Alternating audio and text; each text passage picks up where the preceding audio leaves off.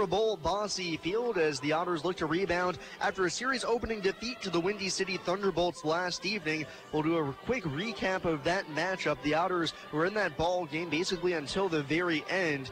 The game was tied 2-2 after 7 full innings of play. The first 7 innings breezed by in a hurry. Randy Wynn was on the mound for the Otters, and he was stellar in that one, going 7 innings, striking out 10, allowing just the 2 runs. But his counterpart, Jake Welch, was just as every bit good, going 6 2/3, allowing just the 2 runs while striking out 4 of his own.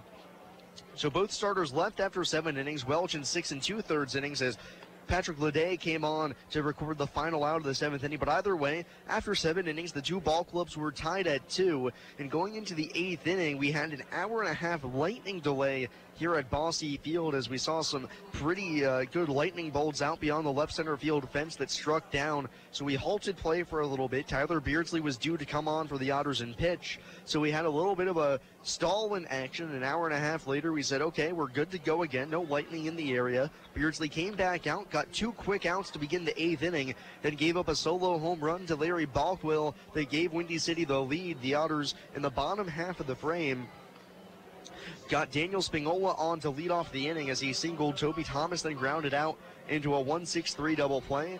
Brant Whiting came up with the bases empty, doubled himself, but J.J. Gould struck out looking to end the Otters' threat, and then the game got away from Evansville in the top of the 9th as Keanu Cummings, not Keanu-esque in that one, as he allowed 4 runs on 4 hits in the frame as he had the game get away from him a little bit. The big hit, a Tyler Straub 2-run triple that capped off the inning as Windy City took a 7-2 lead. They'd hold on in the bottom half of the frame. The Otters got 1 base runner as Ryan Long was hit by a pitch, but Travis Harrison bounced out to end the ball game, and that was it for the first game of the series as Windy City now even on the season series with Evansville at 2 games apiece. The Otters taking 2 of 3 at Crestwood, Illinois earlier this season. So Evansville comes in. They're now 28-29. It's the first time they've been under 500 since all the way back in May after the 3rd game of the season. So an unfamiliar spot for the Otters right now. They're still just a game and a half back in the standings, though,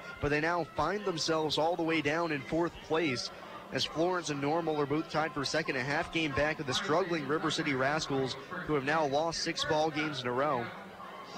Then over in the East, Windy City 10.5 games back of Joliet, who's at the top of the division, a game up on Washington. So the Otters still in the hunt in the middle of things, but the way the 2 divisions are shaping up, it's looking more and more like the Otters are going to need to win the Western Division if they want to play some playoff baseball. And in order to get there, they're going to need a good start tonight from a new member of the squad. That's Keaton Connor, comes over from the Schaumburg Boomers, signed earlier today, started 3 games for Schaumburg this season, no record, a 6 flat ERA.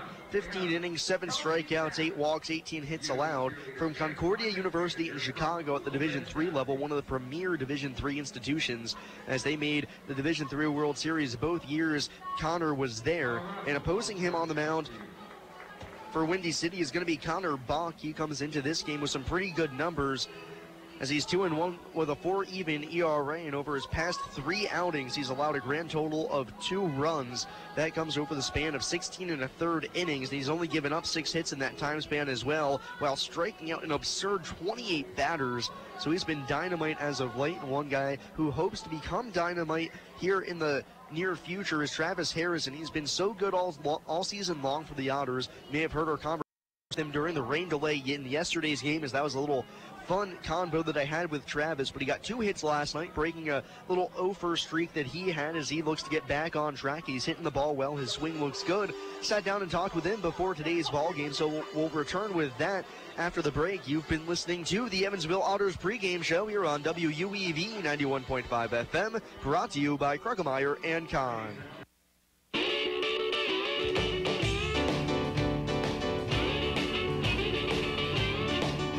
Hi everyone, this is Pat Mitchell-Worley, host of Bill Street Caravan. Join us each Saturday as we bring you the sounds of Memphis, commentary, and music interviews that take you behind the scenes. The show kicks off the All Blues Saturday from 11 a.m. to 6 p.m. right here on 91.5 WUEV. Habitat for Humanity Evansville and the University of Evansville are pleased to announce the Purple Crew Signature Program. The Purple Crew is a program for all UE students, alumni, faculty, and staff to help build houses and earn hours. The goal of the Purple Crew is to help Habitat for Humanity reach its goal of 500 homes this year. Want to get involved? Simply go to Habitat's website, evansvillehabitat.org/volunteer. Then click on the Volunteer Now banner. Register with Habitat as a volunteer and then select days you can build. You can also register as a team. It'll be a fun environment, and after 15 hours, you get a Purple Crew t-shirt. Free music, ticket giveaways, artist interviews, and jazz that cooks the blues away. The sounds are perking hot in the Jazz Cafe. I'm Paul Mattingly. I bring all that is jazz and focus on some of the best in area music and culture. Tune into the Jazz Cafe every Friday from 3 until 6 p.m. If online music is your obsession, catch us at WUEV.org. 91.5 UEV is your only place for jazz in the tri-state.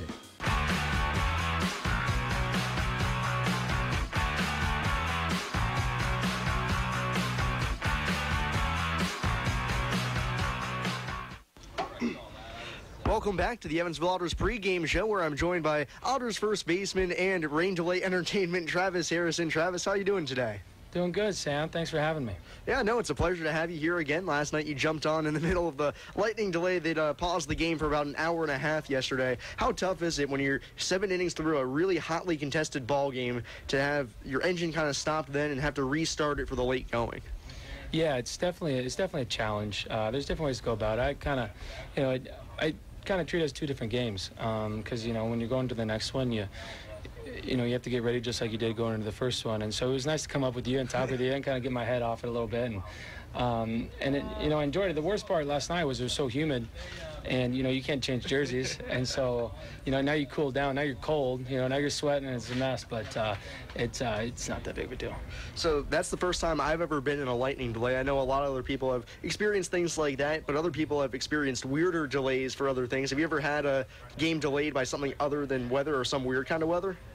Well, I would say the most common weird delay is the rain delay. It's kind of, we're expecting rain and it never rains, and now it's 9 o'clock for a 7 o'clock game. We haven't played and it hasn't rained a drop. We've had wind. We had, I think in Cedar Rapids, the whole tarp blew onto the field up and over and was destroying things, stuff like that. And yeah, we've had some down in Fort Myers in the Florida State League. You get talk about lightning delays. Yeah. That's dangerous lightning delays there. So, yeah, I've had a couple. And so in yesterday's ball game, you're able to pick up 2 hits, one of them a line shot right back out of the middle. Yep. And you've been struggling lately. I know you know it. And how good was it to kind of get that out of the way, get an absolute rip in the first inning? It's always nice to get a hit in the first inning in any game. And especially here, you've got a little shadow problem in the first inning here. But, yeah, I haven't been getting hits the past, 5 days or so. But I've been making a couple adjustments, and, I've been hitting it fine. Still getting my RBIs and stuff like that. And, that's just how baseball is. It's so easy to get, super down or super high. You just have to go with the ebbs and flows, try to stay as even as you possibly can, and hopefully, work on last night and keep improving. I had 4 pretty good at-bats, and so hopefully bring that in tonight and, the rest of the season. And one of the very difficult things, especially when you are struggling, is making sure that you can separate your offensive mind from your defensive mind going back out onto the field. And normally that's pretty easy when, you're playing a position that comes kind of natural to you, but you're playing first base now. How difficult is it with a position that you've just learned and started to play to be able to separate your offense from your defense? I would say it's a little easier because if they put me in a place where I have more time, maybe a corner outfield spot or third base, I'm so comfortable there that'll allow my mind to think about hitting, But when I'm at first, I know I have to be 100% locked in all the time because I'm uncomfortable and because I need to be that much extra focused. And when you're doing that, you're not thinking about hitting. And so, it's that combined with just staying confident, and as long as you're confident, as long as you have a plan up there, and you're going up there to execute a plan, and usually it'll all even out. And we talked about it last night when we chatted during the lightning delay. And of course, I got to ask it now with Sunday coming up tomorrow. Tiger Woods is in the hunt. Jordan Spieth leads at Carnoustie right now. Who do you got going into tomorrow? Wow, that's a good question. I told you last night that Tiger had a good chance of getting back in, and he was lining up today. That got me really excited. It's hard not to bet against Jordan Spieth, right? That guy's he's a great player and great in major championships, especially. I think, you know what? I'm gonna go with Kevin Kisner. Okay. That's my pick. He's a bulldog. He's a good dude. He's a Georgia boy, and he's a fun guy. I think if Tiger can get maybe 2 birdies in the first 4 or 5 holes, and then he has that number 6 is a par 5, which if you can get some going there. These new guys, they've never experienced a Tiger roar on Sunday, and I'm very curious to see what Jordan Spieth does when Tiger's making a run on him in Sunday red. And so obviously you also play a lot of golf. You watch a lot of golf as well. Is there anything, golf is one of the most mental sports in the game along there with baseball. Is there anything you take mentally from the course that applies also onto the diamond?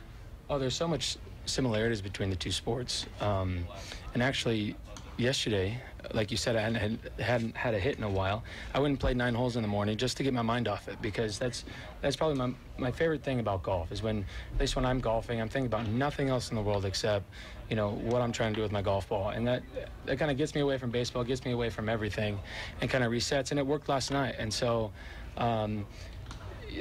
both sports are a mental grind. And, you know, you get some in golf, you get good breaks, bad breaks. The same thing in baseball. And so it's one of the reasons I really enjoy it. Well, Travis, best of luck tonight. Hopefully the hits keep coming. Thanks, Sammy. You've been listening to the Evansville Otters pregame show. You're on WUEV 91.5 FM. Are you a fan of alt-rock, metal, classic rock, or indie? This is Alice Dahm, producer for The Other Side here at WUEV. Our 2017-2018 DJ lineup will be playing music from a newly updated music library every Sunday through Wednesday from 9 p.m. to 3 a.m. Listen for independent local artists, pop punk staples, platinum classic rock acts, and everything in between, only on The Other Side.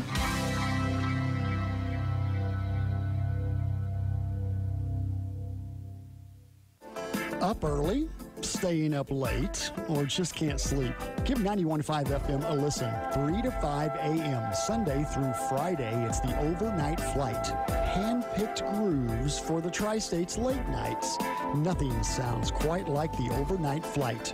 3 to 5 a.m. Central. 91.5 late night style from the UE campus. Tune in radio app on your phone. Across the world on WUEV.org. Every Thursday, Friday, and Saturday night, we bring you the best in hip-hop and R&B. Party Lights Uncut. Party Lights Uncut. Jumping off at midnight till 2 in the morning. This is new hip-hop, classic old school, exclusive remixes, and interviews from today's top artists, all put in a mix by Midwest Syndicate's DJ of the Year. It's Mixmaster Jones Capone on the 1s and 2s. This is 91.5 Party Lights Uncut.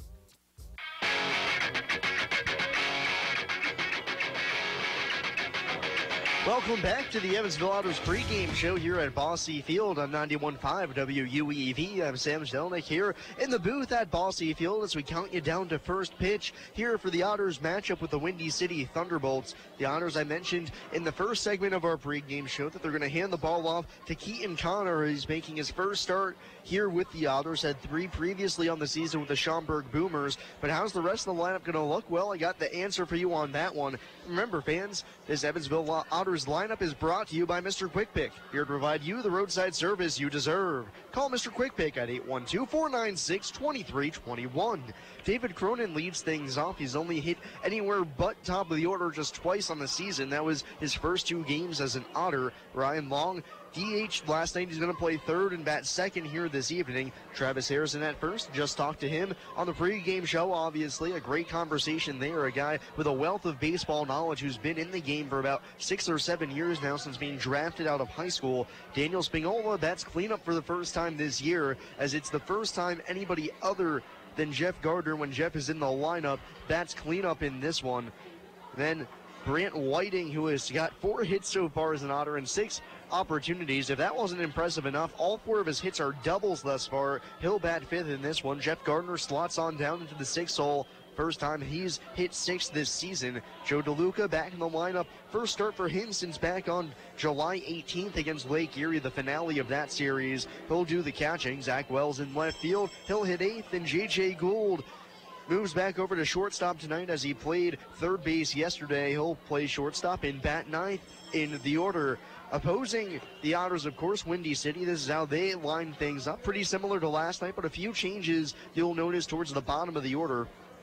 Omar Obregon leads things off. He's the shortstop. Tim Zira at second base. He had 2 hits yesterday. He'll bat second. Axel Johnson, the designated hitter, had a huge 2-run double. That came in the 3rd inning off of Randy Wynn. He's the DH and will hit 3rd. Blair Beck, the cleanup man, out in right field. Then Tyler Straub will hit 5th, play first base. Larry Balkwill, who had the game-winning home run in the 8th inning, he'll do the catching and hit 6th. Riley Crane, the 7th-place hitter, 3rd baseman, 1 for 3 in last night's game. Then Terrence Robertson, the left fielder, hits 8th once again, had a double yesterday. And Will Krug, who did not play in yesterday's game, will be out in center field and hit 9th in the order. And on the mound, as I mentioned before, Connor Bach for Windy City has had decent numbers on the season, but really ramped things up as of late. So expect another solid pitching matchup as Windy City comes into this game. They've now won 6 of their last 10 ball games, one of their best stretches on the season. And since the start of July, the Thunderbolts are 2nd in the league in hitting with a .290 average. They're 5th in the league in ERA, but just a .500 record over that time span. But for Windy City, they'll gladly take that, as considering how many struggles they'd had on the season.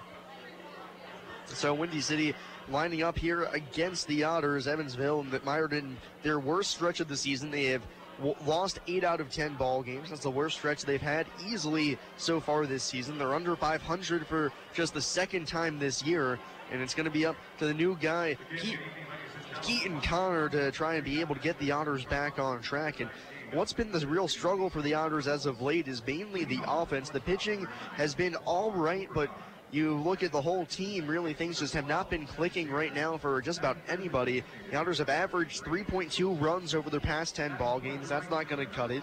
And the normally solid bullpen has faltered. They've been hit with 4 losses out of the 8 games the Otters have lost over the past 10 ball games. They have an ERA close to 6. Of course, that's inflated a little bit with Keanu Cummings' outing last night, where he gave up 4 runs in the 9th inning, but those runs always still count. And that's just what happened, is the ERA balloons to nearly 6 on the season. But it'll be up to Keaton Connor, as I mentioned, to try and get the Otters back on track. It's been good pitching the past few times out for the Otters. They just need enough offense to push them over the edge.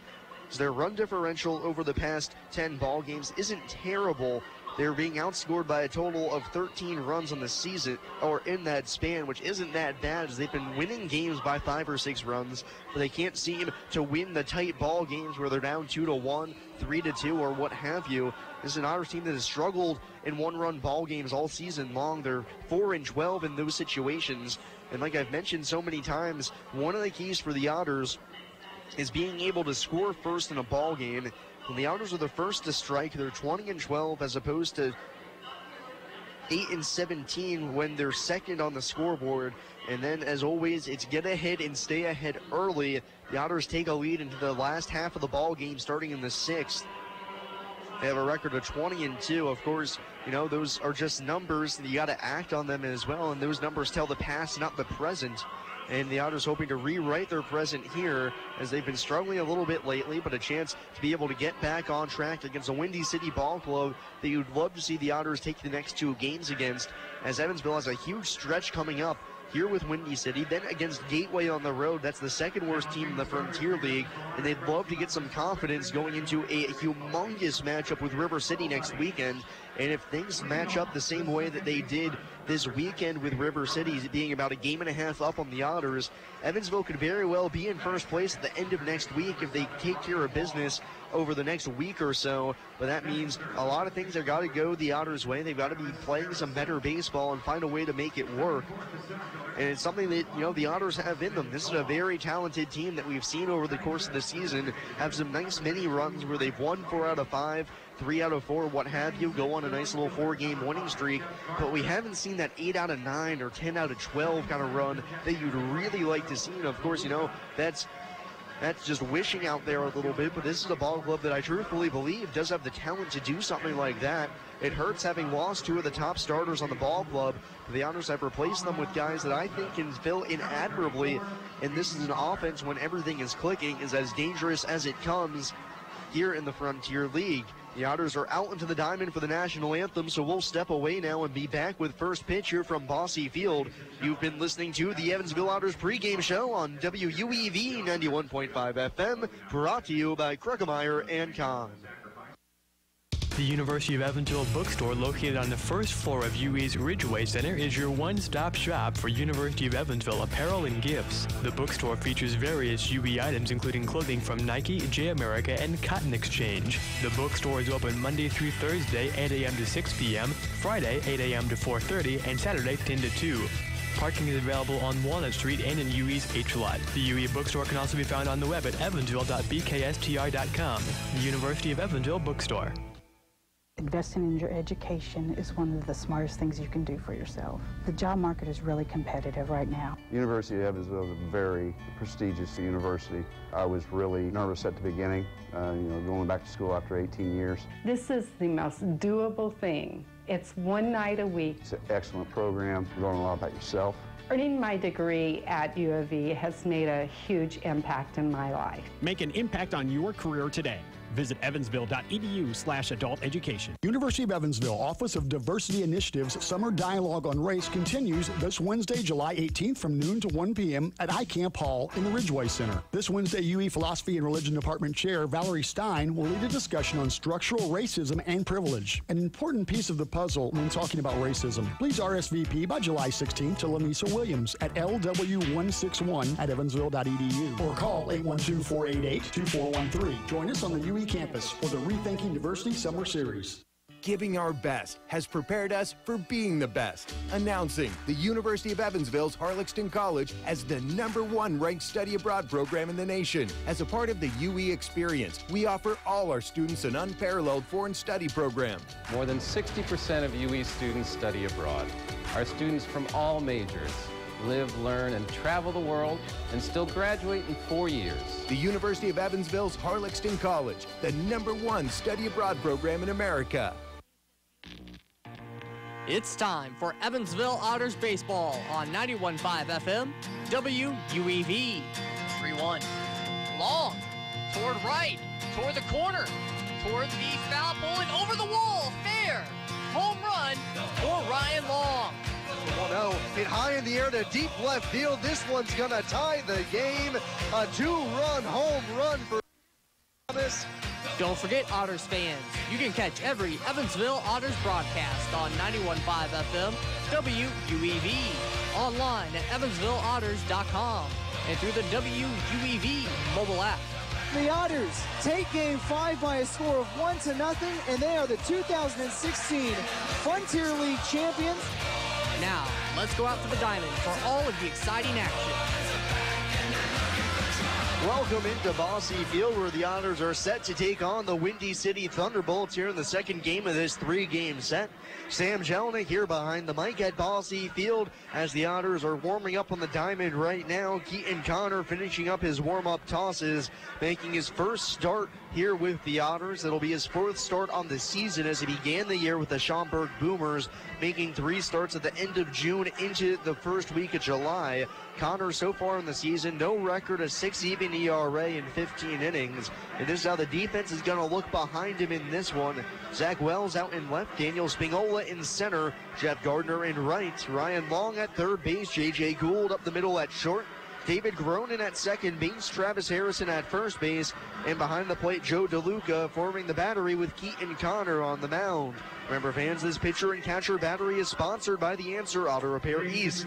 Find your battery needs at The Answer Auto Repair East, located at 2319 North Green River Road, or call at 812-475-9000. So Connor on the mound. He's a 6-foot, 185-pound righty from Indianapolis, Indiana. Played his college ball at Concordia University, the one in Chicago, an elite Division III institution in the sport of baseball. They made back-to-back World Series appearances while he's there, and he's ready to go to pitch to Omar Obregon to open the game. The first pitch, fastball just a hair down and away for ball 1, and we're underway at Bosse Field. Otters wearing their blue jerseys here tonight. Connor into his wind, the 1-0. Fastball sails up and away, and that's 2-0 on Obregon. So the Otters in their blue jersey tops, white pants. Windy City again in their road grays. The 2-0. Change up just off the outside corner. An ominous start for Connor on the mound. 3 straight wide ones to Obregon. Switch hitting shortstop, batting left against the righty. The 3-0. That fastball's in there right down the middle as Connor authors his first strike as an Otter. It's 3-1. Working quickly now the pitch. Fastball called, strike 2 on the outside corner. As Connor gets the call, Obregon was about to walk on down to first, but the count's full now. Obregon, a .380 hitter. Connor winds and fires the payoff pitch. Fouled back to the screen as Obregon just lashes the wood at the baseball to stay alive. 3-2.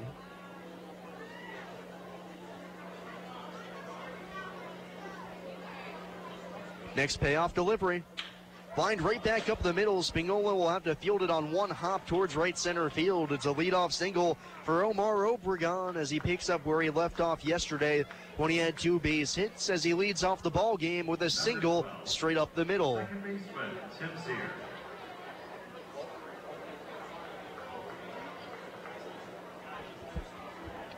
So with Obregon at first base, it's Tim Zier coming to the plate. Obregon, good speed at first base. 6 stolen bags, just been caught 2 times. Zier at the plate, the first pitch. Swung on and missed, curveball in the dirt, blocked nicely by DeLuca. And it's 0-1.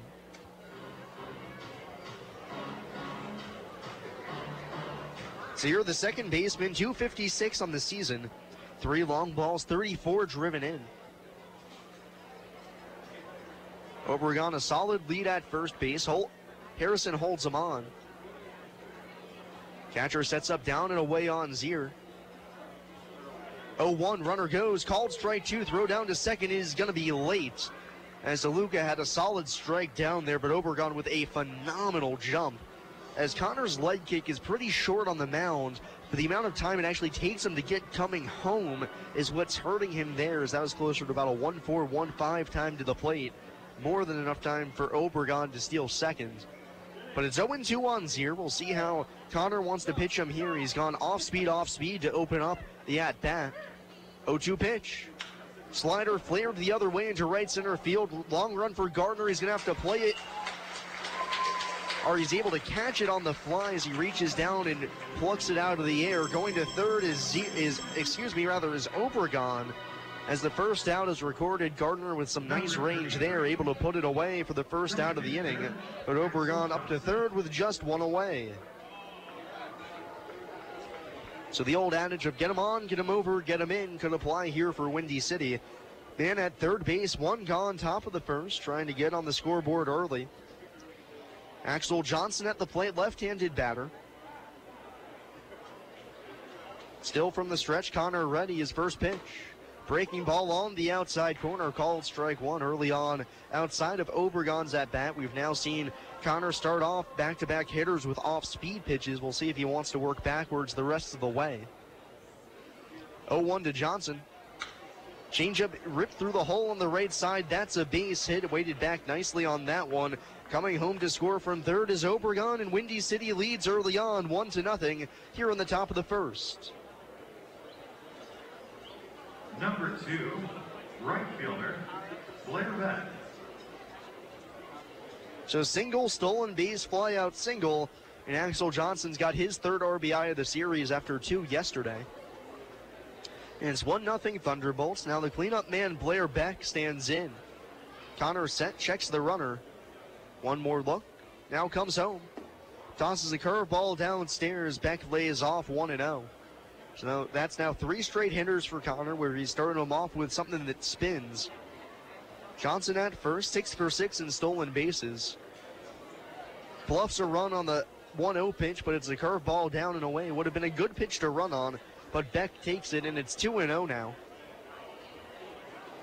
So expect Windy City to be very aggressive in this ball game. On the season, they've stolen 72 bags, been caught 19 times. Throw over to first. Johnson back in safely with a dive.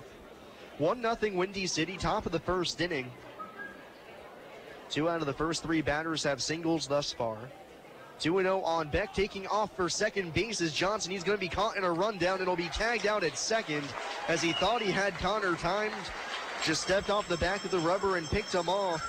threw over to first. Harrison down to Gould at second base. They tag out Mr. Johnson sliding into the bag, and just like that, there's 2 away, base is empty.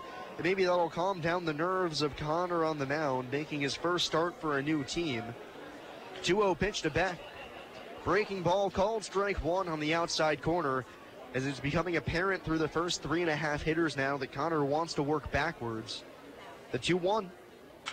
Change up line to second base, jump by Cronin, but it's over his glove and on into the right center field gap. Gardner slides to try and block it, but it's by him all the way to the wall. Around second is Beck. He's trying for third and will get in there safely as Cronin eats the relay throw and puts it in his back pocket. We'll see if they'll give that a straight triple or a double and an error. But either way, Beck aboard at third with 2 away, and that pickoff from first base all so important right now, as that would have been a run. But instead, it's just a runner at third now with 2 outs. And it'll be up to Tyler Straub to bring home Beck from third. Right on right matchup. First pitch. Breaking ball chopped on the ground to Long at third, who fields at his shoe tops, picks it up and throws to first in time to get Straub to end the threat.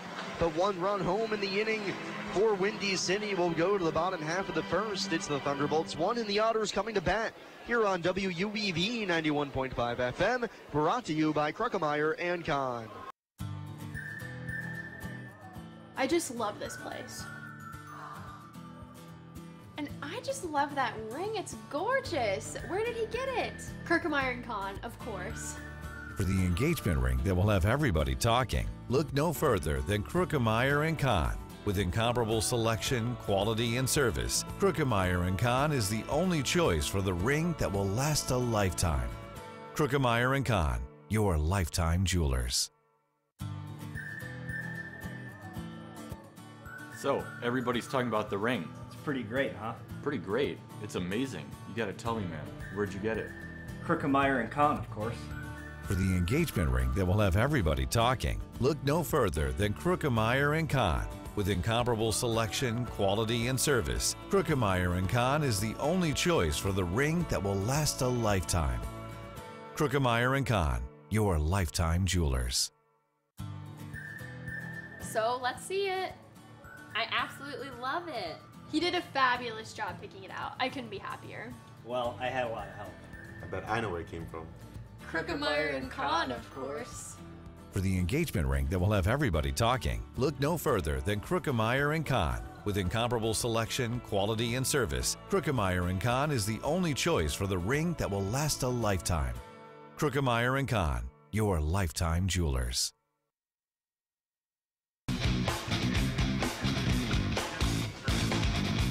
Go to the bottom of the first inning. Otters in an early hole, down 1-0, but nothing they can't handle as Connor Bach out to the mound for Windy City. Southpaw, 6'6" on the mound, of tall human being, 6'6", 250 pounds, from Virginia Military Academy, VMA. He's 2-1 on the season with a 4 ERA, 39 punch-outs in 27 innings. David Cronin's going to lead things off for the Otters. This is how the defense looks behind Bach on the mound. Robertson in left, Krug in center, Beck in right. Crane at third, Obregon at short, Zier at second, Straub at first, and Larry Balkwill behind the plate. So it'll be a left-on-left matchup to open up the home half of the first. Cronin digs in. First pitch home from Bach, a fastball on the outside corner, 0-1. Bach works from the stretch even with nobody on base. A little slide step home, not much of a leg kick to write home about. David, 287 hitter. Open stance from the left side. The 0-1. Fastball called, strike 2 on the inside corner, as I have a feeling Bach's going to be very difficult on southpaws, or left-handed batters rather, here today. 0-2 on Cronin. He sets up already crossfire on the mound from about the third base side of the rubber, and then throws across his body, so tough to pick up the baseball. Comes set. 0-2 pitch. Fastball just off the outside corner, a hair low. Nearly a perfect pitch, but a good eye by Cronin. Gets one back, 1-2.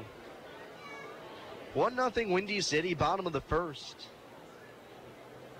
So they got ahead on an RBI single from Axel Johnson. 1-0 pitch. Fastball misses inside as Cronin has to back up out of the way to avoid getting struck on the knuckles. Even count now, 2 balls, 2 strikes. Infield playing straight up for Windy City. Center fielder Krug a few steps towards the right center alley. Break-even pitch. Fastball just a hair inside as Bach with a little hop, a skip, and a jump as he thought that was strike 3, but instead full count on Cronin, who's seen 5 pitches, taken all 5. Nothing but fastballs thus far from Bach. We haven't seen a breaking pitch to this point in the at-bat. Counts full on Cronin. Here it comes. Another fastball called strike 3 on the outside corner. Cronin rung up looking as he's saying that that pitch was further outside than one earlier in the at-bat. But Andy Dodones rings him up for the first down of the Otters half of the first.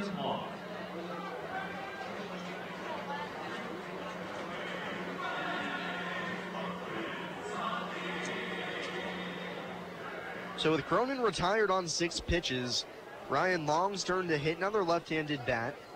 1 out, bases empty. 1-0 Thunderbolts. The first pitch. Fastball misses downstairs around the shoe tops. And it's 1-0 on Ryan. Long and even 300 on the season. 5 home runs, 27 driven in. 1-0 pitch. Fastball inside as he darts out of the way. Nearly hit by that one, but able to avoid getting struck, and the count's 2-0. Wind blowing fiercely left to right across the diamond right now. Almost going directly straight at the right field corner. 2-0 pitch. Bach fires a fastball on the outside edge as he gets one back. It's 2-1. 1 out, bases empty, bottom of the first inning. Otters trailing 1-0 early on the Axel Johnson RBI single. Here's the next pitch.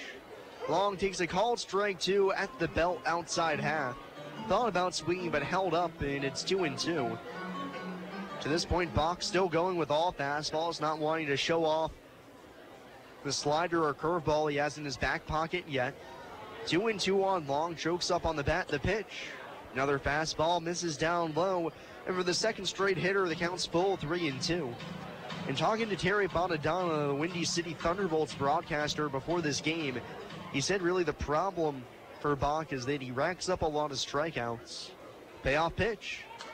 Fastball fouled back. Long stays alive. Racks up a lot of strikeouts, but walks too many guys. His pitch count can get inflated as it has early on in this one. 6 pitches to Cronin, now 6 in the at-bat to Long. We'll see a 7th coming up. So even though he's able to throw 5 or 6 shutout innings, he can't go farther than that because his pitch count's already pushing 100 or over that century mark. Payoff again.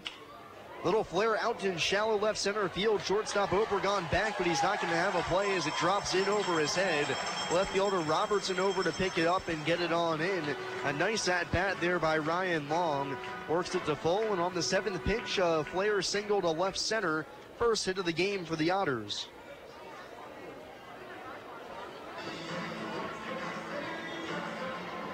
Number 17, the first baseman Travis Harrison. So now Ryan Long at first base, and here's Travis Harrison.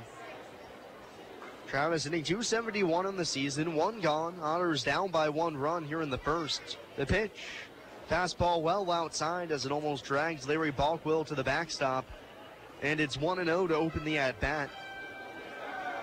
Travis 4 home runs, 36 runs driven in. That leads the Otters.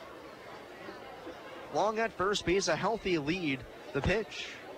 Fastball misses downstairs just below the knees. Had plenty of plate though, and it's 2-0 on Harrison now. 1 out, a man at first base. The Otters down early, 1-0. Middle infield at double play depth. Bach set up crossfire on the mound, looks over at first. Slide steps home, the 2-0 pitch. Fastball tails just outside, and it's 3-0, and still Bach has now thrown in the ball game 16 pitches, and not one of them has been an off-speed pitch yet, so he's very wary to show off whatever breaking ball he does have. The 3-0. Fastball called strike 1. That one was below the knees. Travis with a false step towards first will be called back to the box. And it's 3-1 on Travis.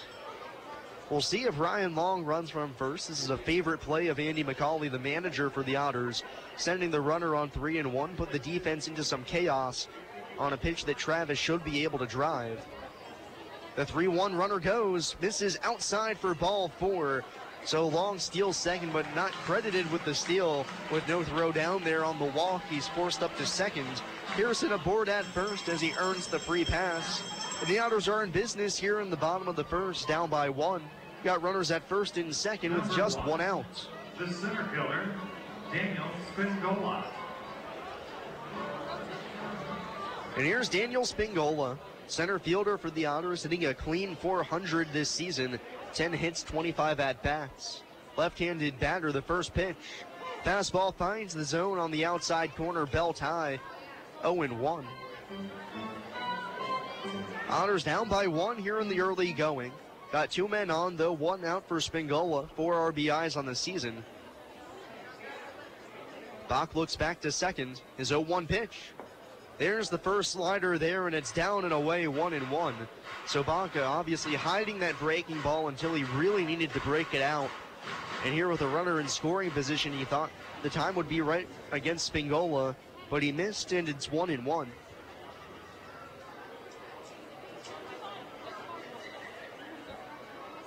Kicking the 1-1.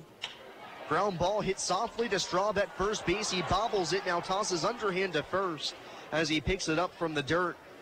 Bach covering the bag, able to retire Spingola as that nearly turned into an error. But Straub didn't panic, just took the easy out at first. Both runners advance up to second and third.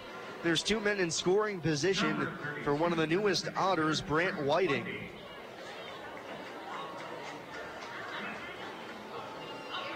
So with a base hit, Whiting could give the Otters the lead. Evansville down 1-0 here in the bottom of the first. Whiting, left-handed batter, he's 4 for 6 with Evansville. The first pitch. Swings away and skies it on the infield right side. Zier blocking the sun with his glove and makes the catch. Just a step onto the outfield grass to retire Whiting.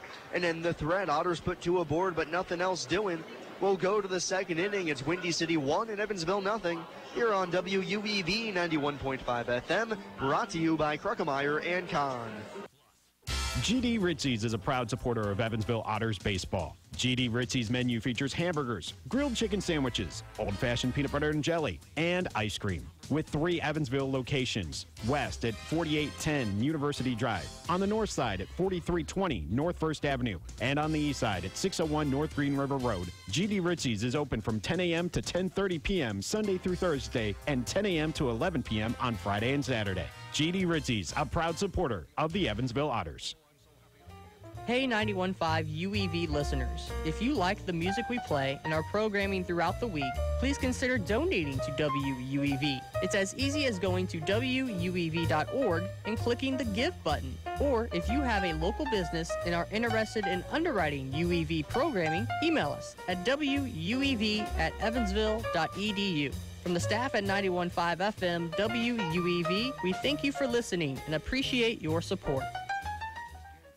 Heritage Federal Credit Union has 7 full-service branches in both Evansville and Newburgh, serving more than 38,000 members. Membership is open to anyone who lives, works, worships, or attends school in Vanderburgh or Warwick County. Heritage Federal Credit Union offers mortgage and consumer loans, checking and savings accounts, as well as online banking for members. Heritage Federal Credit Union can be reached toll-free by phone at 1-800-858-1693. It can also be found online at hfcu.info.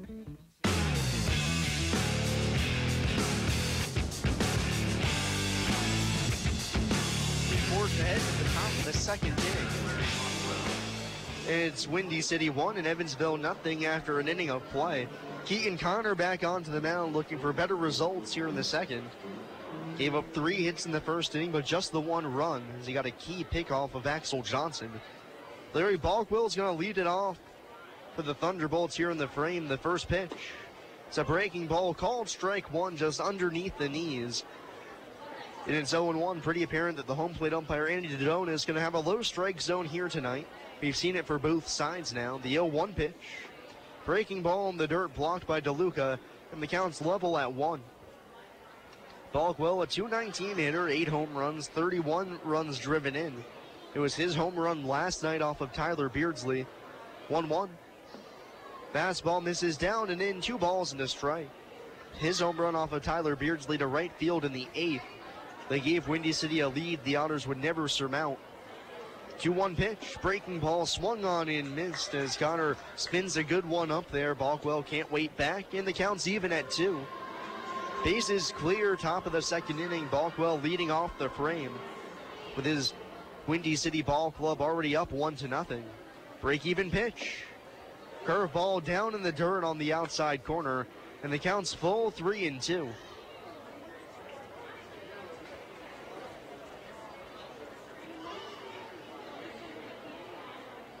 Connor winds and fires the payoff pitch. Fastball called strike 3 on the outside corner at the knees as Keaton Connor rings up his first strikeout here in Evansville. Gets Balkwell looking to lead off the top of the second. That was a real good job of pitching there by Keaton Connor. He made it apparent in that at-bat and in previous at-bats that his breaking ball was what he was going to be working off of. But on the 3-2 pitch there, reaches back for the fastball and freezes Balkwell, who was looking off speed. Now Riley Crane swings away at the first pitch, chops it up the middle, backhand stop by Cronin up the middle, slow throw to first, but picked out by Harrison. A nice play by David Cronin, ranging up the middle, throwing off balance back to first base for the putout, and it's 2 up, 2 down here to begin the top of the second.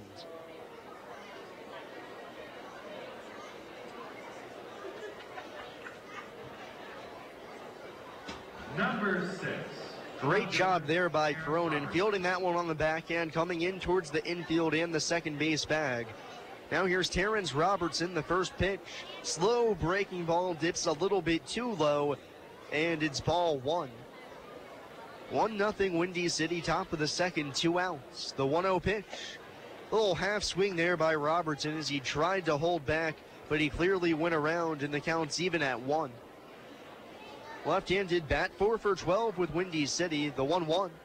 Fastball down and in, and the count's 2-1.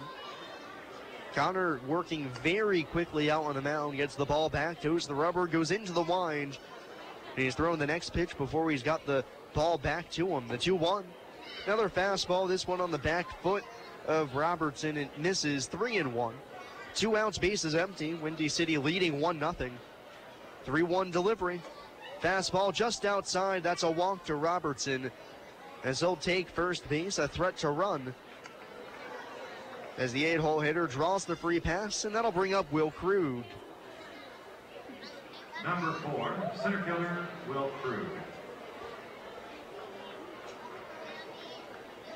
2-out base runner for Windy City. Krug stepping in, he's the 9-hole hitter, 224 on the season. Robertson a solid lead at first. The first pitch. Little looping liner to Cronin at second. He has a little jump and makes the catch as he traverses on to the outfield grass to put it away. Weak liner produces the out for the Otters, and the inning is over. We'll go to the bottom half of the frame. It's Windy City 1 and Evansville nothing here on WUEV 91.5 FM, brought to you by Kruckemeyer and Kahn. I just love this place. And I just love that ring. It's gorgeous. Where did he get it? Kruckemeyer & Kahn, of course. For the engagement ring that will have everybody talking, look no further than Kruckemeyer & Kahn. With incomparable selection, quality, and service, Kruckemeyer & Kahn is the only choice for the ring that will last a lifetime. Kruckemeyer & Kahn, your lifetime jewelers. So, everybody's talking about the ring. It's pretty great, huh? Pretty great. It's amazing. You gotta tell me, man. Where'd you get it? Kruckemeyer & Kahn, of course. For the engagement ring that will have everybody talking, look no further than Kruckemeyer & Kahn. With incomparable selection, quality, and service, Kruckemeyer & Kahn is the only choice for the ring that will last a lifetime. Kruckemeyer & Kahn, your lifetime jewelers. So let's see it. I absolutely love it. He did a fabulous job picking it out. I couldn't be happier. Well, I had a lot of help. I bet I know where it came from. Kruckemeyer & Kahn, of course. For the engagement ring that will have everybody talking, look no further than Krookemeyer & Kahn. With incomparable selection, quality, and service, Krookemeyer & Kahn is the only choice for the ring that will last a lifetime. Krookemeyer & Kahn, your lifetime jewelers. WUEV, Evansville.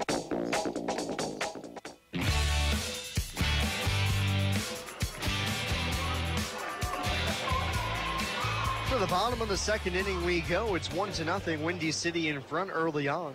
Jeff Gardner leads off the frame for the Otters, the 6-hole hitter, against the southpaw Bach on the mound. First pitch of the frame, fastball heats in just a little high and outside for ball 1. 6, 7, and 8 in the order for the Otters, who trail 1-0. Gardner batting 6th for the first time this season. It's actually the first time he's batted anywhere but 4th. The 1-0. Fastball in tight as he pulls his hands into his chest to avoid getting knocked on the knuckles, and it's 2-0.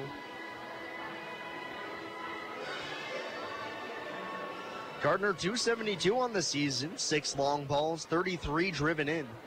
Open stance from the left side. The 2-0 rather, is fouled back over top of the screen.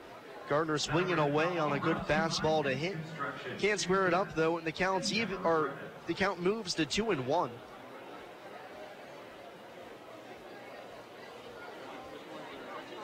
Infield and outfield playing straight up for Windy City. Bach from the stretch with nobody on. The 2-1. Fastball misses again inside as it brushes Gardner off the plate. 3-1. Early on, Bach's been very reluctant to throw the breaking ball. We've only seen it a handful of times thus far. Considering how many left-handed batters the Otters have in their order, I'd be surprised if we don't see it later. The 3-1. Misses outside, that's ball 4. The second walk issued by Bach in the ball game, as he threw 4 wide to Travis Harrison earlier back in the first inning. So the Otters with a leadoff base runner here, and that'll bring up Joe DeLuca. DeLuca, the catcher for the Otters this evening. Switch hitter, batting from the right side here, his natural side of the plate. But only has 1 hit this year while batting righty. Even though he's hitting .326 on the season, most of his at-bats have come from the left side. Gardner at first, nobody out. Otters down 1-0. The first pitch of the AB. Good fastball spotted up by Bach on the outside corner at the knees. And it's 0-1. Bottom of the second inning, Otters trying to start a rally here. They got 2 on last frame, but stranded runners at second and third. Now a runner at first here, nobody out for DeLuca rather. Bach set, looks over at first, the 0-1. Misses downstairs, and it's 1-1 on DeLuca.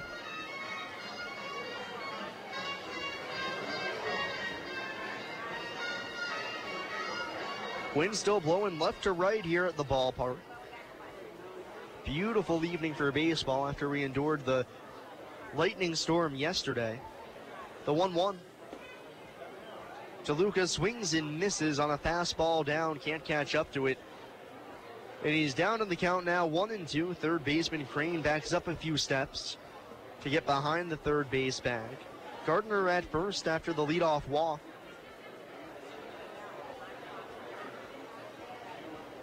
Bach comes ready on the mound. Cranks and deals the 1-2 pitch. Placed foul on the right-hand side as that's going to rocket into the stands. Thankfully, it hits off an open chair back. DeLuca stays alive, 1-2.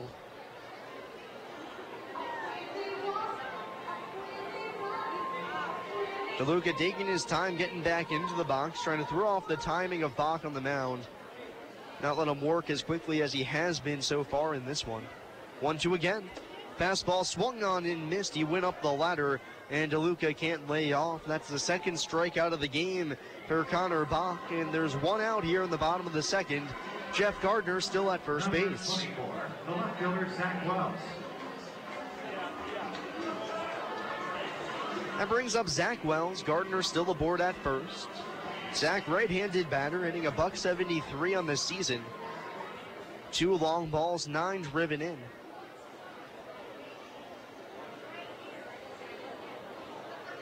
First pitch. Fastball at the knees, outside edge. Good pitch to Wells for strike one. Bach has been on an absolute tear over his past 3 starts, dating back to July 2nd at Gateway. Thrown 17 1/3 innings in that time span. Holding on the mound now, the 0-1. Fastball off the outside corner, started on the edge and tailed just off for ball 1. In those 17 1/3 innings rather, he's picked up an astounding 27 strikeouts while walking 11 hitters, giving up just 6 hits and 2 runs. The 1-1. It's a fastball up in it, and as Wells turns out of the way. Back in a hitter's count now, 2-1. See if Jeff Gardner runs from first, try and force the defense into an awkward position. Wells at the plate with pretty good bat control. Gardner 7 steals on the season. Box set, the 2-1. Line drive out into center field. Crew coming on. He's going to have to play it on a hop as he got a late read. Gardner scrambles into second as he had to wait to make sure that ball was going to drop. Krug had trouble reading that ball off the bat as he was shielding his eyes from the sun. And by the time he picked up where it was going to land, had to field it on a short hop. Wells with the single, Gardner up to second. And for the second straight frame, the Otters have 2 aboard.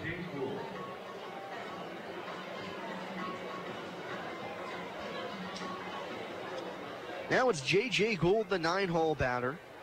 Men at first and second, 1 out. It's 1-0 Windy City, bottom of the second. Left on right, match up the pitch. Fastball misses in on the hands, and it's 1-0 on Gould, who's had just about as bad of a start as you can imagine. Here with the Otters, 0 for 6, 3 strikeouts. 1 failed bunt attempt, but also a sacrifice bunt, and an error at short. The 1-0. Fastball called, strike 1 on the inside black. Gould thought it was in on the hands, but it misses, but rather it hits the corner, and the count's even at 1. Fox sets up crossfire, looks back to second. Now twirls the 1-1. Gardner taking off for third. The throw from Balkwell is going to be in time, as they had Gardner by a couple of steps. He nearly avoided the tag with a slide, but Gardner gunned down for the 4th time this season. Wells up to second, and there's now 2 outs, a runner at second, and a 2-1 count on J.J. Gould at the plate.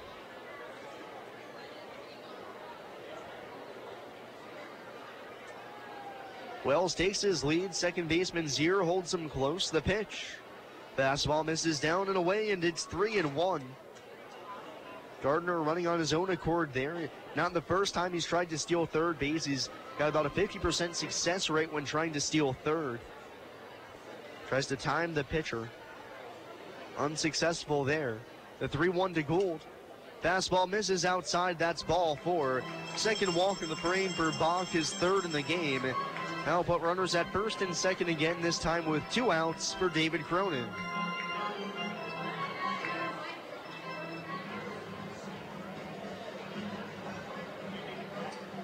Back to the top of the order, grab until number 6, the second baseman, David Cronin.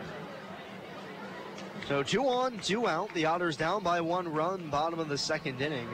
And David Cronin digging in. Struck out looking his first time up. Base hit here would tie this ball game up. He's hitting .323 with runners in scoring position this season. First pitch. Little liner right to Omar Obregon at shortstop as he barely has to move. Little off the handle of Cronin. Still hit it hard though, but right to Obregon. And the inning is over. The Otters strand 2 for the second straight frame. We'll go to the 3rd inning. It's still Windy City 1 and Evansville nothing on WUEV 91.5 FM. Brought to you by Kruckemeyer and Kahn.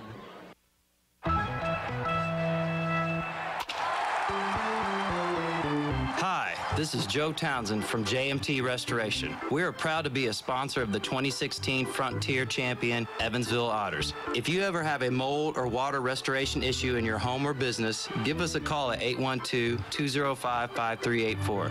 JMT Restoration Service, where professional work meets affordable pricing. Remember, go Otters! Attention UE alumni. Do you know that the UE Alumni Association sponsors numerous events each year in over 20 cities throughout the country and worldwide? Do you know that over 800 alumni, parents, and other friends volunteer with UE as recruiters, mentors, reunion planners, and fundraisers? Do you know how you can get involved? Find out more by visiting our website at www.evansville.edu/alumni.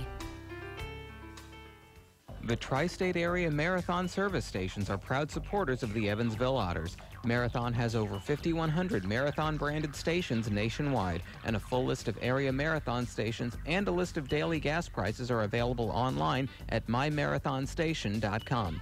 Marathon provides products which support commercial, industrial, and retail operations. Marathon's slogan is Fueling the American Spirit.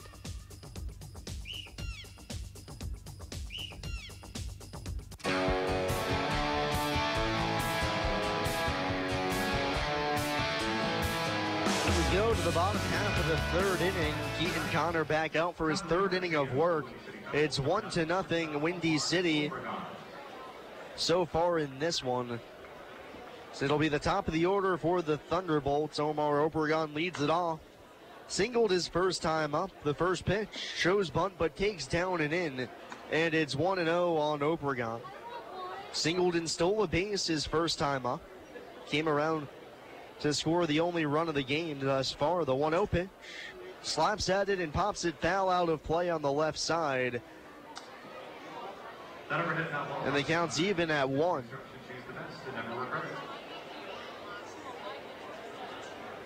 Obregon switch hitter batting left against Connor on the mound. Swings away at the 1-1 and shoots it foul. And the count now 1-2 on Obregon.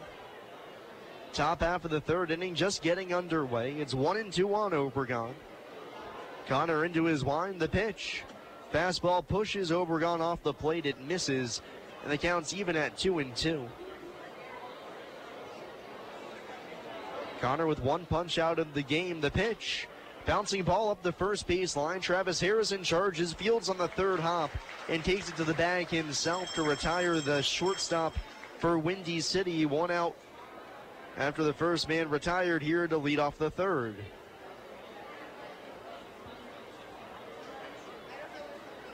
Number 12. So now it's Tim Zier's turn to hit. Flew out to right field his first time up. Jeff Gardner with a nice play, ranging into the right center alley. Right on right matchup. Here comes the first delivery.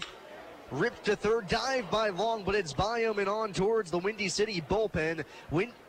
Zier around first, heading into second. He'll be in there standing with a double as Ryan Long nearly with an amazing full extension dive towards the line on an absolute rip towards the corner.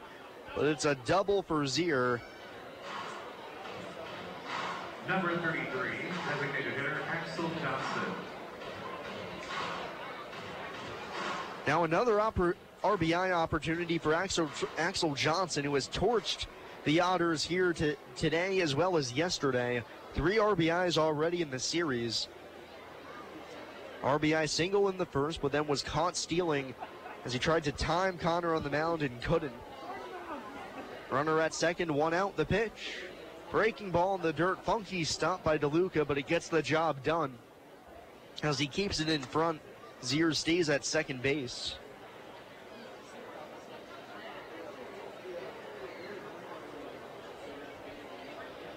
One 1-0 on Johnson. Now 19 RBIs on the season for him.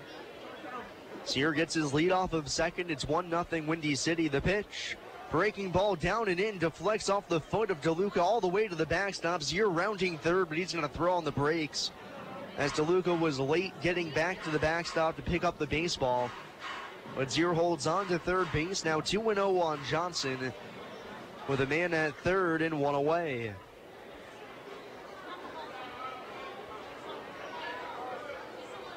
Infield's going to play back for the Otters, conceding the run for the out here in the very early going, top of the third inning. Connor set the 2-0 pitch.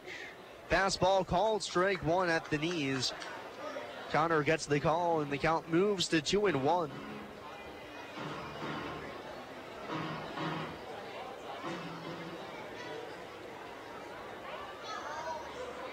Here comes the 2-1 pitch. Breaking ball starts outside and ends up there. 3-1 on Johnson. On deck, Blair Beck, who tripled his first time up. So it's pick your poison time for Keaton Connor on the mound. 3 balls, 1 strike.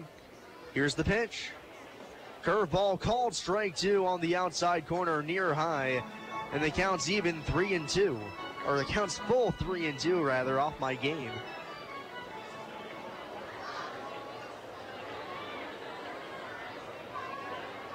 Three and 2 on Johnson. Man at third, 1-0 Thunderbolts already. Payoff delivery.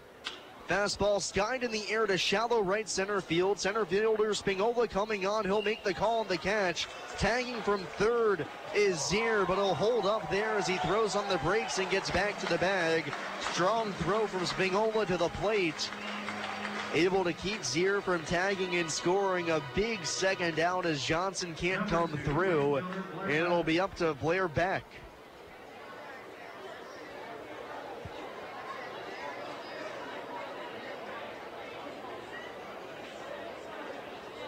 Beck tripled into right center field his first time up. Bats here, 2 outs, man at third. Top of the third inning, Windy City in front by 1. First delivery. Curveball darts down and away into the dirt, blocked by DeLuca. Zier holds at third, and it's 1-0.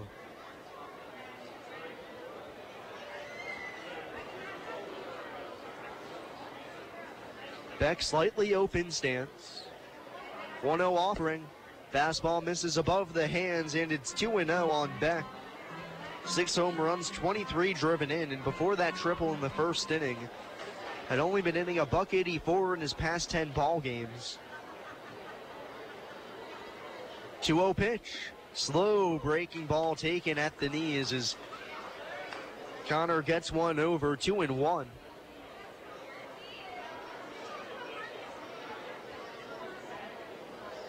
Wind whipping hard as we've seen all night tonight, left to right across the diamond. 2-1 pitch. Slow breaking ball swung on and missed as Connor pulls the string and gets Beck whipping. Count level 2-2. That's been the MO for Keaton Connor tonight. Breaking ball, and then some more breaking ball. And go to the fastball when they're least expecting it. 2 balls, 2 strikes, 2 outs. Here's the pitch. Breaking ball down and away as Beck lays off, and the count's full 3-2. We'll see if he goes to the fastball here. Leading off the second inning, he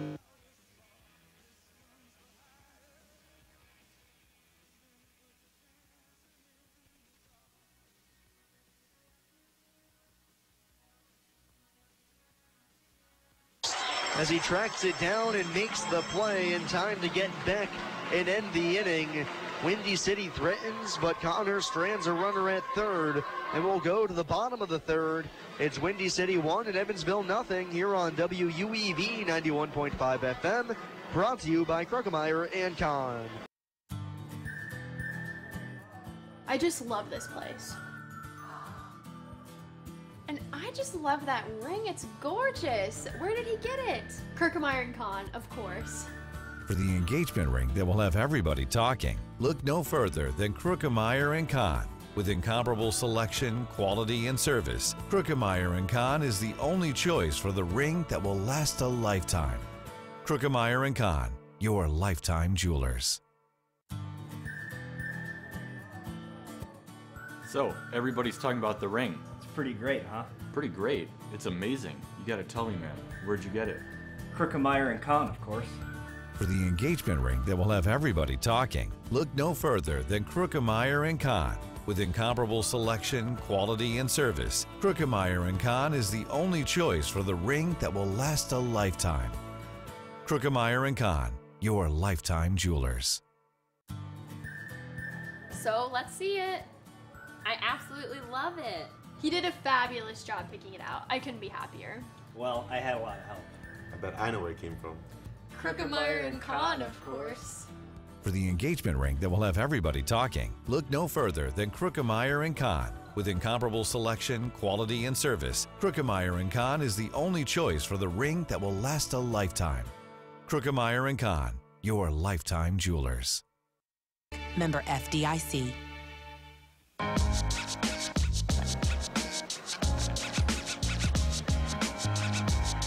Keaton Connor keeps it a 1-0 game as he strands the runner at third, and we go to the bottom of the third. It's 1-0 Windy City. Ryan Long leads it off. Here's the first pitch. Fastball down and in off the glove of the catcher Balkwill as it trickles away. And it's 1-0 to open up the bottom of the third. Long singled his first time up. A little flare off the handle into left center field. 1-0 pitch. Fastball upstairs above the hands, and it's 2-0 to open up the inning. 1-0 Windy City. That lone run coming in the first inning on an Axel Johnson RBI single to right. Left on left matchup here. Box 2-0. That one finds the outside corner just at the belt. Gets one back. 2-1 on Long. For Ryan, that hit back in the first inning was just his third of the season against Windy City. So he's now 3 for 16 against the Thunderbolts. 2-1. Foul tipped at the plate as that deflects off the catcher Balkwill to the backstop. And Bach fights back to even the count at 2-2. Thunderbolts trying to build upon a 7-2 victory yesterday. As they lead here early on 1-0, bottom of the third. Long leading us off. The 2-2 pitch. Breaking ball called, strike 3 on the outside corner, as that's the first time we've seen Bach turn to the breaking pitch for a strikeout. Gets Long looking for the first out here in the bottom of the third. Number 17, the first baseman, Travis Harrison. So with Long down on strikes looking, that brings up Travis Harrison, 1 out. Still 1-0 Windy City, bottom of the third inning. Harrison walked his first time up on 5 pitches. First pitch home. Finds the outside corner thigh high, 0-1. Harrison, 271 on the season, 4 home runs, 36 driven in. Bats here with the bases empty. Bach from the stretch. The pitch. Skied on the first base side, foul ground. First baseman Straub giving it a look. He's in front of the wall. He'll stumble backwards and put it away at the warning track as he nearly lost his footing backing away from the protected fence towards the stands, but makes the catch. A nice defensive play for the second out of the inning. Straub never gave up on that baseball. He had a long way to run. So there's a lot of foul ground here down the first base side at Bosse Field, and he puts it away for the second out. Now Daniel Spingola stands in. The first pitch is a breaking ball on the outside edge, 0-1. 2 outs, 1-0 Windy City, bottom of the third. Connor Bach going for his first 1-2-3 inning.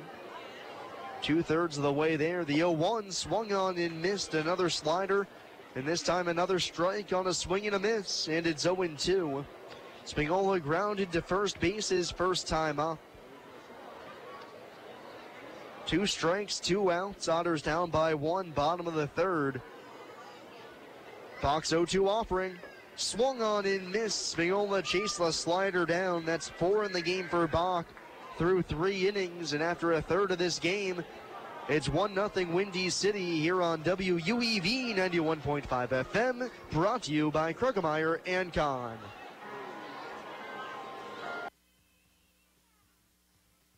The local area Pepsi Bottling Group distributors would like to wish the Evansville Otters the best of luck in today's contest. Featuring Pepsi Company products for distribution to retailers and vendors in the Tri-State, the Pepsi Bottling Group has 3 Tri-State locations at 901 East Diamond Avenue in Evansville, 2605 West Main Street in Marion, Illinois, and at 3081 Kentronics Drive in Owensboro.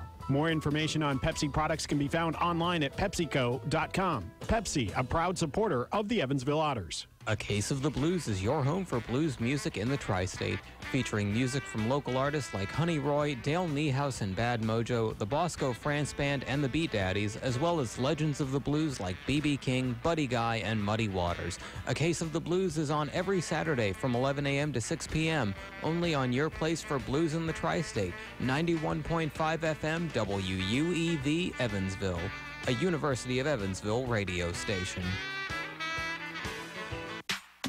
The Evansville Otters would like to thank Sinorama Evansville for their support this season. Sinorama Evansville is a multi-application supplier of custom-made signs, banners, and decals in the tri-state. Located at 1300 North Royal Avenue in Evansville, Sinorama is open 8 a.m. to 5 p.m. Monday through Friday. They can be reached by phone at 812-477-7763 and can be found online at sinorama.com/in-Evansville. Sinorama Evansville, a proud supporter of Evansville Otters baseball.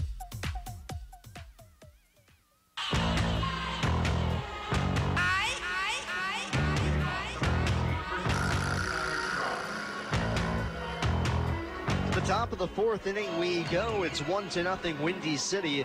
So both pitchers are kind of settled in here. Bach with 4 strikeouts. Keaton Connor back-to-back scoreless innings. Now his first pitch of the fourth to Tyler Straub comes home, and it's swung on and fouled off, and it's strike 1 on Straub. Top of the fourth, 1-0 Thunderbolts after 3 innings of play. Connor winds and fires the 0-1. Skied in the air, first base side, foul ground. Travis Harrison calling everybody off. The first baseman staggering his feet as he backs up in foul territory to put it away for the first out of the inning.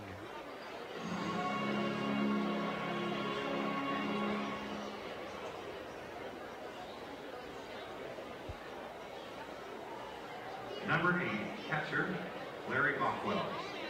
So Keaton Connor now with 50 pitches on the game, 29 strikes, 21 balls.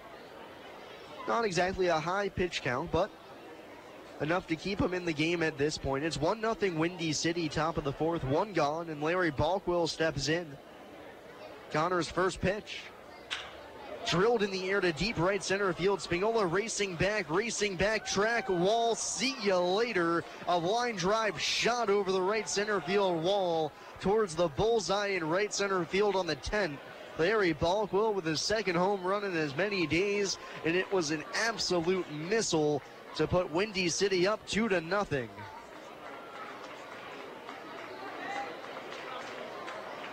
That ball didn't get more than about 25-30 feet off the ground, but it was absolutely touched by Balkwell for his 9th home run of the season. Windy City doubles their advantage now 2-0. First pitch coming home to Riley Crane is down in the dirt 1-0. So it's 1-0 Windy City, or 2-0 Windy City now rather. Riley Crane at the plate, bounced out to second his first time up. The pitch. Fastball scrapes the paint on the outside edge, 1-1. 1 out, base is empty. Crane, the left-handed batter, stands in. The pitch. Curveball drops down and away. Crane lays off, 2-1. Otters trailing 2-0. Right now, top of the fourth. Connor's 2-1 pitch. Another breaking ball drops down and in the dirt. And it's 3-1. The Otters have yet to lead here in this series against the worst team in the Frontier League. Not a positive sign for the ball club. The 3-1. Crane rips it out into right field. Gardner with a late drum chases back. It's over his head as it one hops and clings against the fence. Crane hustling into second, and will be in there with a double as Gardner gets it on back in. Gardner froze in right field on the liner right at him over his head. Absolutely the hardest ball to judge as an outfielder, and couldn't recover in time, racing back. So it's a double for Crane, his 10th of the season. Back-to-back hits for Windy City, both extra base hits, home run and a double. And now Terrence Robertson, who walked his first time up. Left-handed batter, Windy City up by 2, the pitch. Breaking ball in the dirt, hits off the feet of DeLuca, trying to block it as it'll carry him towards the Otters dugout. Crane will advance to third easily. It's ball 1 on Robertson. And for the second straight inning, the Thunderbolts have a runner at third with only 1 out.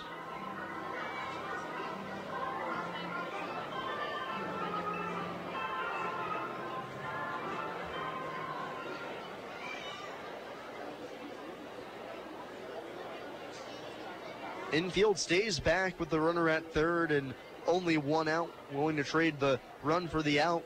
1-0 pitch. Curveball dices the outside corner as that back doors on Robertson, 1-1. 2-0 Windy City, top of the fourth. Got a third run waiting in the wings over at third base. 1-1 offering. Fastball down and in. Nice backhand pick by DeLuca, or else that would have been a run. That shuffled the feet of Robertson in the box. 2 balls, 1 strike, 1 out. Top of the fourth, man at third. Evansville trailing 2-0. Kicking the 2-1. Breaking ball hit high in the air to pretty deep right center field. Gardner racing back into the alley. He's not going to have a play as it lands in the gap and brushes up against the wall. Robertson gets into second. Scoring from third is Crane. The third straight extra base hit in the inning, and it's 3-0 Thunderbolts.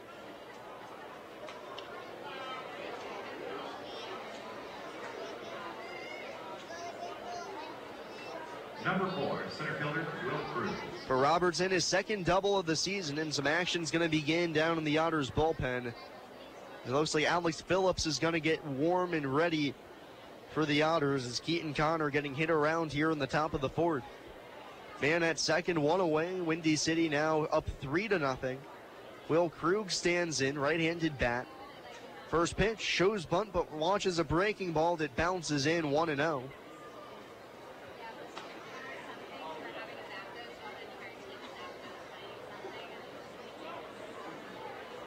Two runs home in the frame. Home run for Balkwill. RBI double for Robertson. He's at second base now. 1 gone. Krug at the plate. He's 0 for 1. 1-0 pitch. Fastball dances outside. Count now 2-0.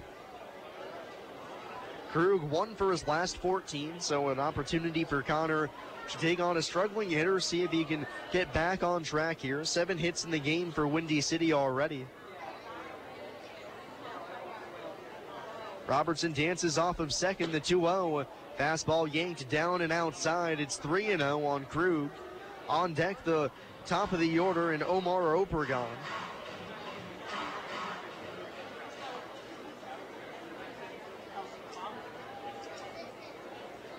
.3-0 pitch. Fastball downstairs. That's ball 4. A 4-pitch walk to Will Krug. He'll take first base. That at least sets up the double play possibility with runners at first and second and 1 away. Windy City in front 3-0, and out comes Max Peterson. This will either be for a move or a stalling tactic to allow Phillips more time to get hot and ready down in the bullpen.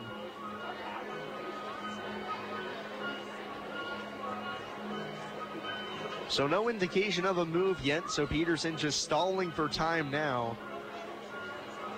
So runners at first and second, 1 out. Top of the fourth inning, meeting adjourned as Peterson turns his back and heads to the dugout. It's 3-0 Thunderbolts here in the top of the fourth inning. They plated 2 in the inning. 4 straight batters have reached. Home run, double, walk. In the top of the order, stepping in here, in Omar Obregon, who's 1 for 2, singled and stole a base his first time up, and then scored to lead off the game. Switch hitter batting from the left side. We're ready to play ball again. Connor's first pitch. Fastball sizzles onto the inside corner, knee high, 0-1.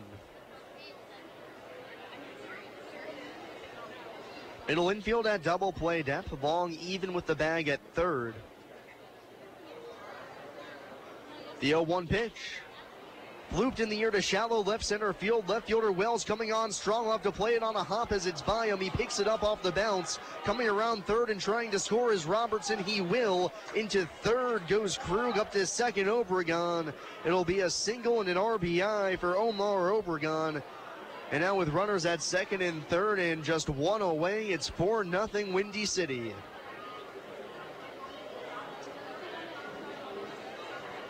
Number 12, second baseman Tim Zier.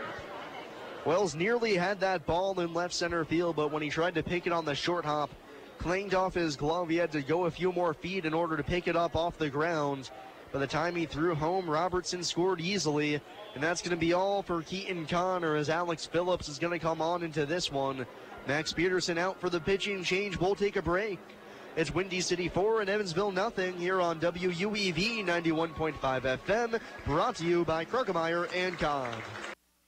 Since 1994, Slay's Restoration has been assisting tri-state residents clean up and restore their properties after disasters of all kinds. Located at 2121 Cotter Avenue in Evansville, Slay's Restoration offers assistance for water damage, fire and smoke damage, mold and biohazard mitigation, complete reconstruction, and much more. Slay's Restoration can be reached toll-free 24 hours a day at 1-888-776-8555. It can also be found online at slaysrestoration.com.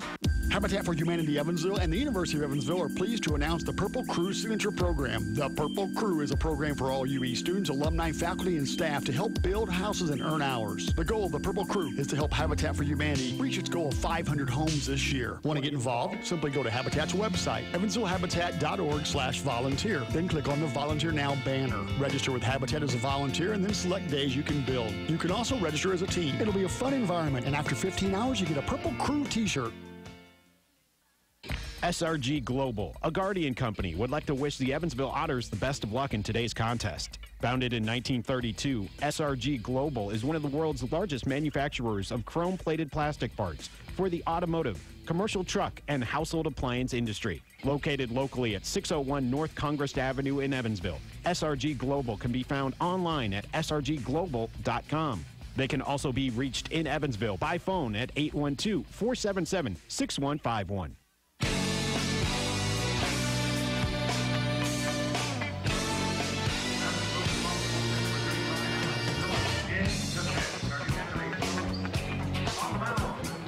A new arm on the mound for the Evansville Otters as Keaton Connor lasts just 3 1/3 innings in his Otters debut. Charged right now with 4 runs, but on the hook for the runners at second and third right now, so his line isn't finished. So Alex Phillips comes in out of the bullpen, 6'3", 220 pounds. No record on the season, 9 ERA. This will be his third appearance, 3 innings, 6 strikeouts, no walks, 5 hits allowed. Have to come on here and work some magic.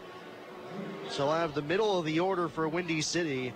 Tim Zier, the 2-place hitter, is due to bat with runners at second and third and only 1 out. Thunderbolts have plated 3 thus far in the frame. Will Krug's at third base. Omar Obregon's up at second. And Zier due up. He doubled his last time up.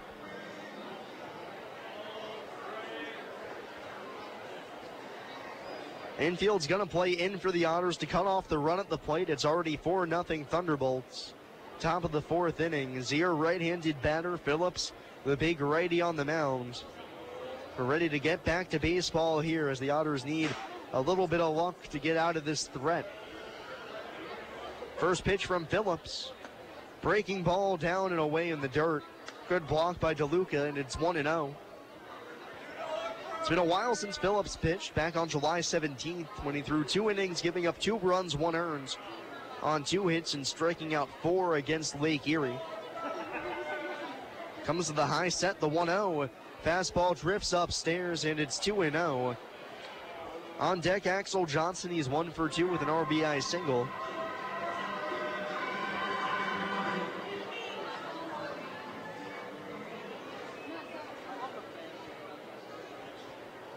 Phillips set. Cranks and fires the 2-0 pitch. Ripped on the ground to third, stab and pick by Long, who looks the runner back to third, throws over to first for a huge second out. Zier hit that ball hard, but Long able to glove it with an outstretched arm and throws on to first, keeps the runner close at third as Krug can't score, and that's 2 away here in the bottom of the 4th inning. Number 33, designated hitter Axel Johnson. Still 4-0 Windy City. 2 men in scoring position for Axel Johnson, who has 3 runs driven in the series. He's 1 for 2 tonight. Had a chance to drive in a run last inning, but produced just a shallow pop-up to center. Right on left matchup. Here it comes. Good 12-6 hammer from Alex Phillips as he drops the deuce over the heart of the plate. 0-1 on Johnson.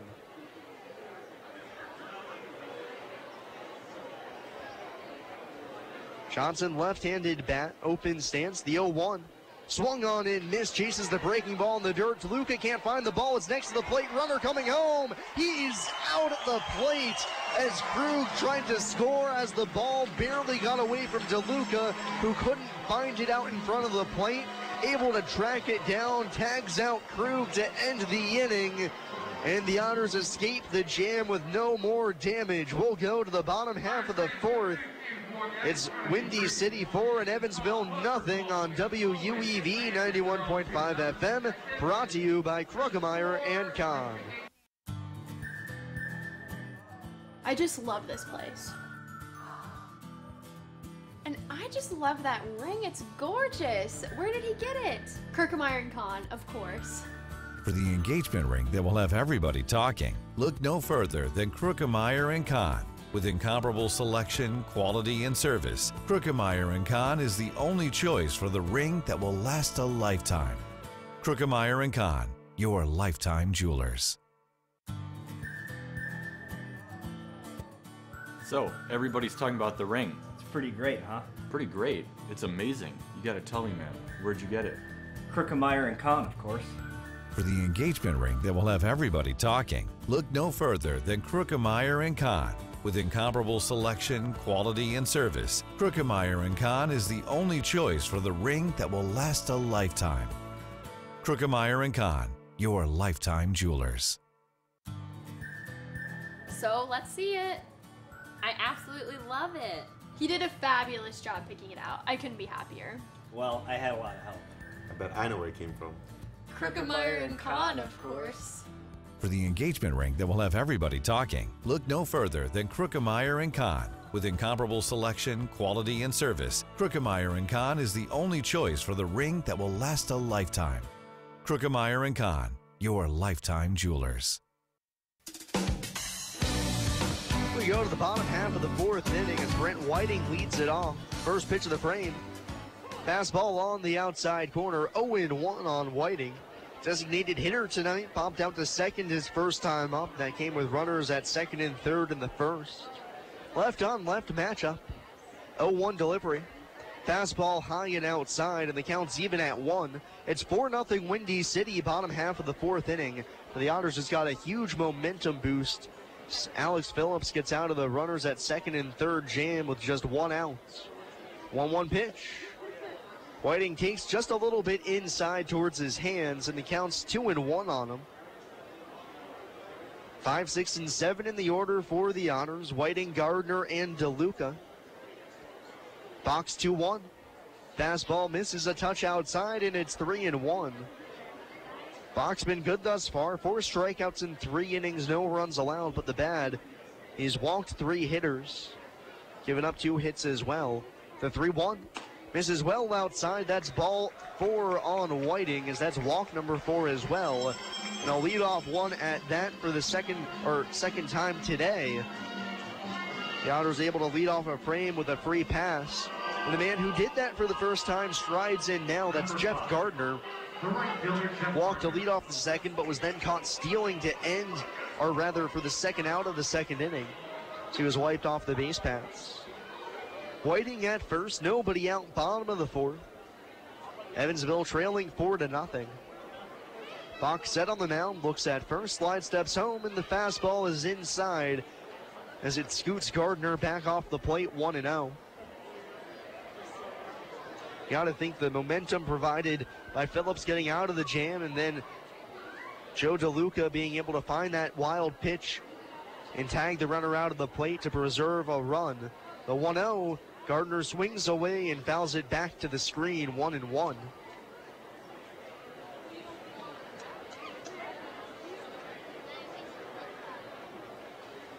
Nobody out, Otters trailing by 4 runs here in the bottom of the fourth inning.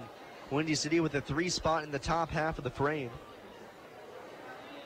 Bach ready, looks over at first. Cranks and deals the 1-1. Called strike 2 just below the knees. Gardner with a look up to the heavens, wondering where that pitch was. And it's 1-2 on Jeff. Just 2 for his last 18. So he's hit a little bit of a snag. It's before that stretch, he'd been on fire. So in the previous 10 games to these previous 10, he'd been hitting about 370 during that stretch. 1-2 pitch. Curveball inside, that takes Gardner on the front shoulder as he turns out of the way, indicates to the umpire that clipped him on the way by.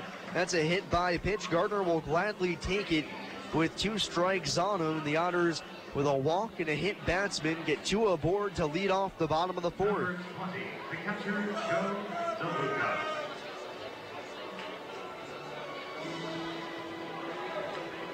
So 2 men on, nobody out. Otters in business here as they trail by 4, bottom of the 4th inning. Joe DeLuca standing in, struck out swinging on a fastball above the letters. Right on left matchup. The first pitch, DeLuca shows bunt but pops it up behind home plate. That lands on top of the roof, and it's 0-1.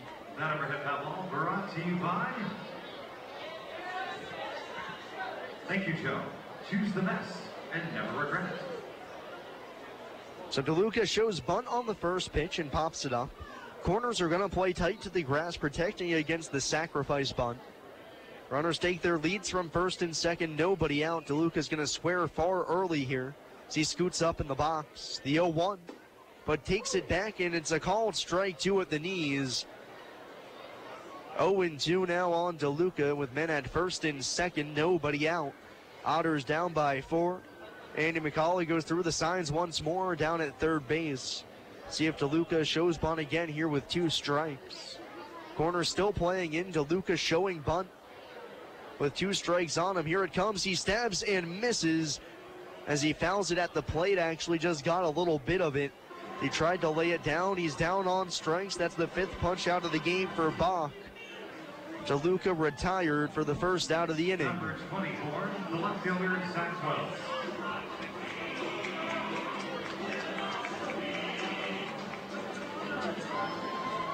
And now it's Zach Wells' turn. Singled to center his first time up on a little liner that dropped on in front of Will Krug out in center field right at his feet. Left on right matchup. Box set, the first pitch. Fastball high, it's 1-0. 1 out, Otters trailing by 4 runs. Still got plenty of time and plenty of base runners to get back into this ball game. Men at first and second, 1 gone.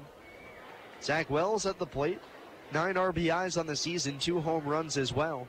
The 1-0. That fastball misses above the letters again, and it's 2-0 on the Otters left fielder.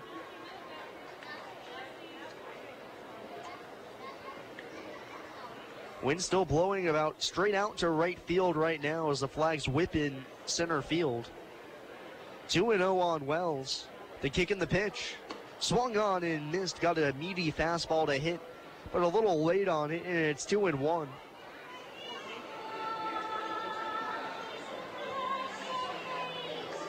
Wells with a high navy blue sock steps back into the box.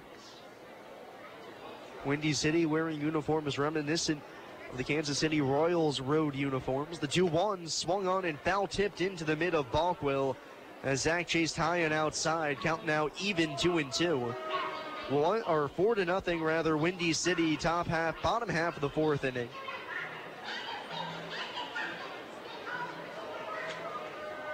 Otters trying to get something here in the bottom half of the 4th. Men at first and second, 1 out. Wells at the plate. Count even 2-2. Here it comes. Fouled back off the facing of the roof at Bossy Field as it ricochets down towards first base, where the runner at first, Jeff Gardner, will pick it up and flip it to the bat boy. Still 2-2. Bach, all fastballs in this at bat to Wells. Has not shown a breaking pitch to a right-handed batter yet. He's got 5 strikeouts in the game, just punched out DeLuca trying to bunt. 2-2 again. Fastball misses outside, and the count's full 3-2. See if the runners take off here, if Andy McCauley wants to really cause some chaos. Runners at first and second, 1 out, bottom of the 4th. Windy City leads 4-0. Wells at the plate, count full on him. Payoff pitch. Skied behind home plate. Catcher Balkwill off with the mask, but that drifts back over our heads. Count remains full.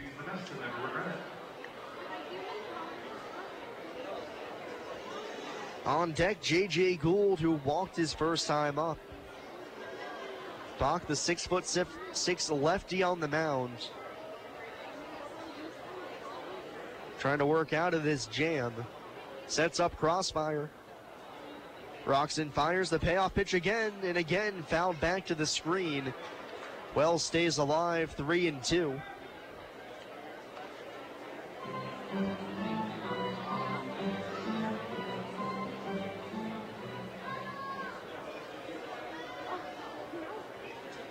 Windy City, 3 runs in the top half of the fourth, 1 in the first frame of the ball game as well.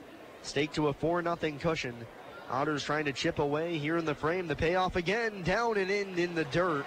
Wells takes for ball 4. A nice, hard, long at bat by Wells, and that's going to bring Ron Biga, the manager, out of the dugout for Windy City. Nobody's warming in their bullpen, but this is just to try and get Bach comfortable again. He's walked 2 hitters, hit a batter here in the frame as well, and the bases are loaded, and J.J. Gould is due up to hit.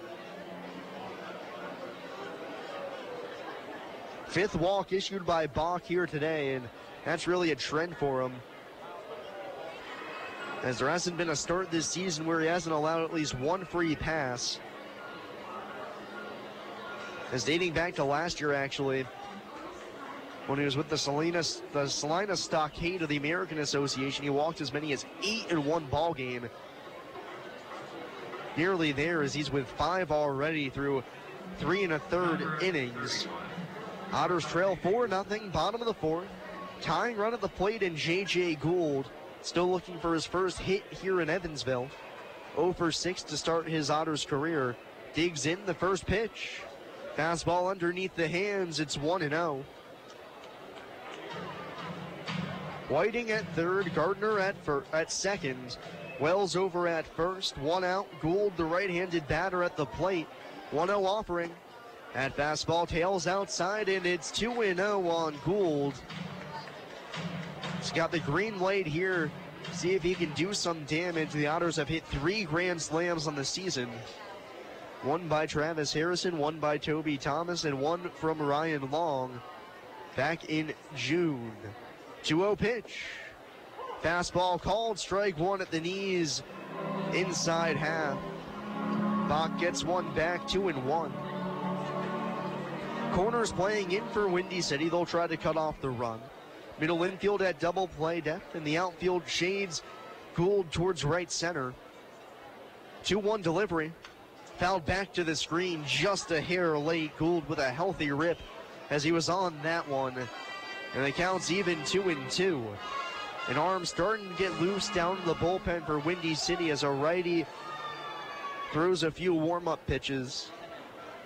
But 2-2 on Gould. Top of the order, David Cronin on deck. Otters trying to get back into this one. They're down by 4 here in the 4th. The pitch misses outside, and the count's full, 3-2. Bases juiced, 1 out. J.J. Gould, the 9-hole hitter at the plate. He's 0 for 6 here to start his Otters career. Would love to get the first here with the bases loaded. Payoff pitch.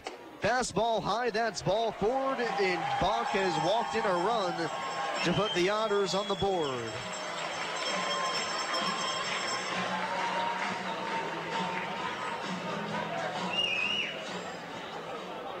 Gould gets credit for the RBI, his first here in the season. Whiting comes home to score. Bases stay loaded. It's now 4-1. Windy City leads, and David Cronin steps to the plate.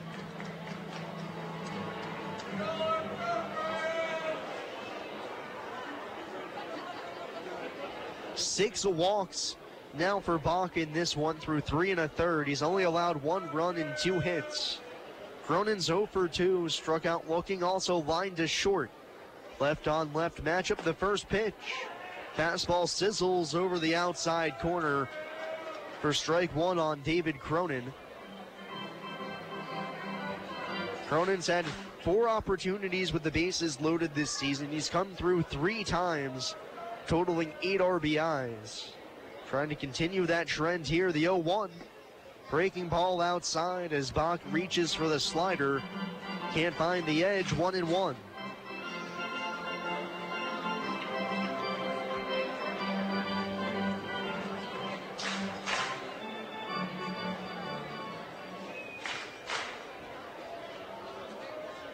Cronin crowds the plate. Catcher sets up, down and away. The pitch chopped on the ground down the first base line. That's foul. 1-2 on David Cronin. Bases loaded, 1 out. Bottom half of the 4th inning. It's now 4-1 Windy City. Connor Bach, the starter, has just walked his 6th man and forced home a run as he issued the free pass to J.J. Gould. Now the count 1-2 on Cronin. Trying to stay alive here. He chokes up on the bat. Bach set. Kicks and deals the 1-2. Slider in the dirt, gets away from the catcher Balkwill as it deflects into the Otters, or rather the Windy City dugout. Gardner's going to score from third as the Otters are gifted a run. Everybody else moves up as well, and it's now a 4-2 game.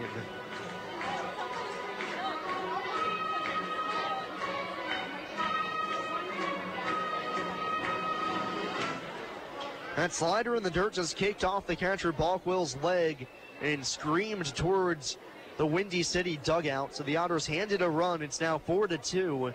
Runners at second and third, 1 out. Here's the pitch to Cronin.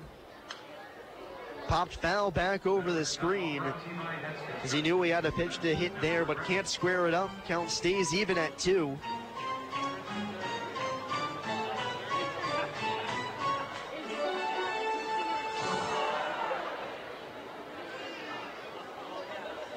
Cronin digs back in.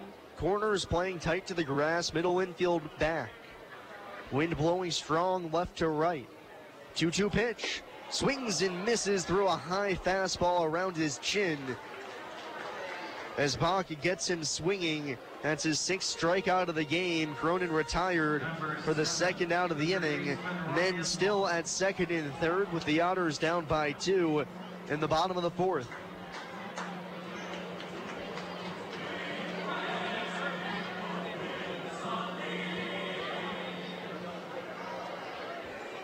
Ryan Long digs in, singled his first time up.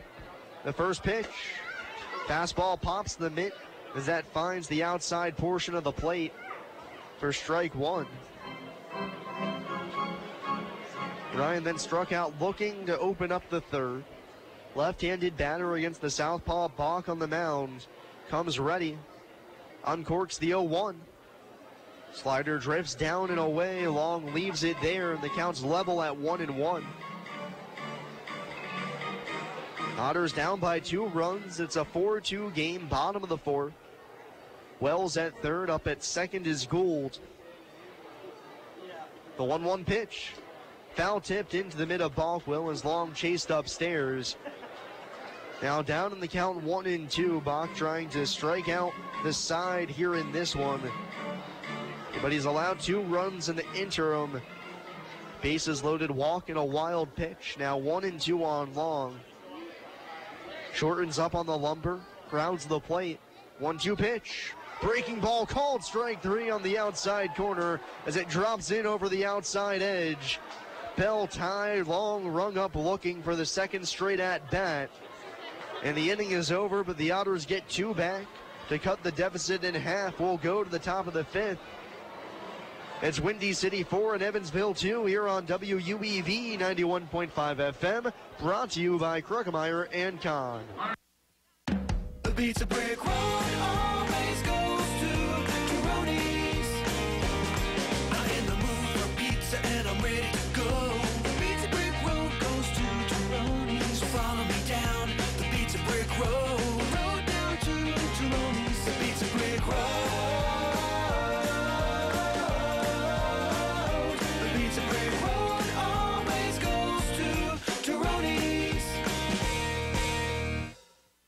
Hi, I'm Bill Morgan of Bill Morgan Roofing and Construction. I've built a reputation of doing quality work that will stand the test of time. We didn't get here by knocking on doors, talking gibberish, or trying to be the lowest bid. You don't like to be sold to, and that's not what we do. My philosophy is simple, treating your home like it's my own, from start to finish. For roofing, gutters, siding, give us a call at Bill Morgan Roofing and Construction, roofing the right way. 812-499-5892 or BillMorganRoofing.com. No matter how large or small your digging project may be, no matter how urban or rural, you must always call 811 before any digging project. 811 is our national one-call number, alerting your local utility companies to come out and mark any lines they have near your dig site. So before you do this or this, make sure you do this. For digging projects big or small, make the call to 811. Brought to you by Indiana 811. You're listening to exclusive coverage of Evansville Otters baseball on 91.5 FM WUEV Evansville.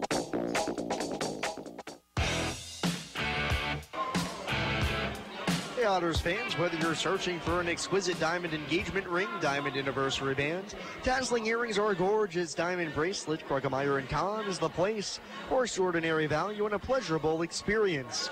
Krugmeyer & Kahn, a supporter of Evansville Otters baseball. So the Otters cut the deficit in half with 2 runs in the bottom half of the 4th inning, but leave runners on for the 3rd time today.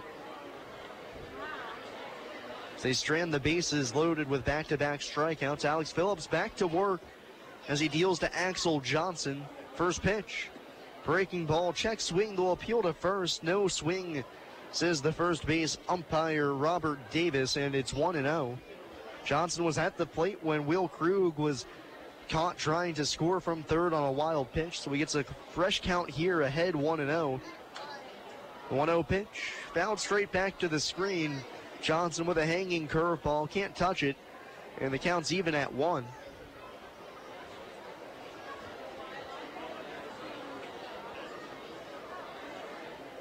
Johnson 1 for 2 on the day, an RBI single back in the 1st inning. Also flown out to shallow center.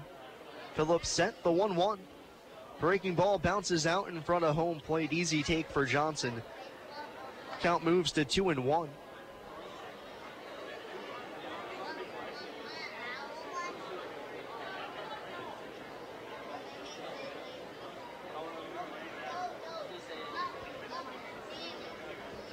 Two-1 from Phillips. Swung on and missed as Johnson was well out in front. That almost looked like a changeup, maybe a little cutter there from Phillips. Either way, he took something off of it.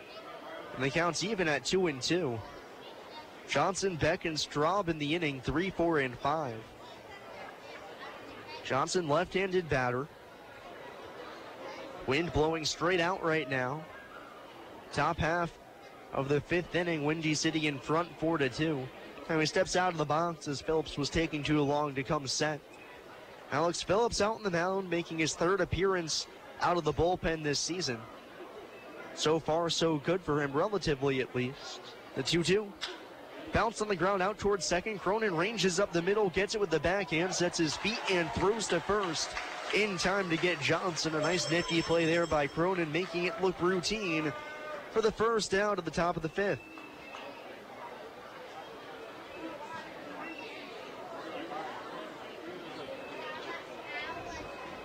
Number 2, right fielder Blair Beck.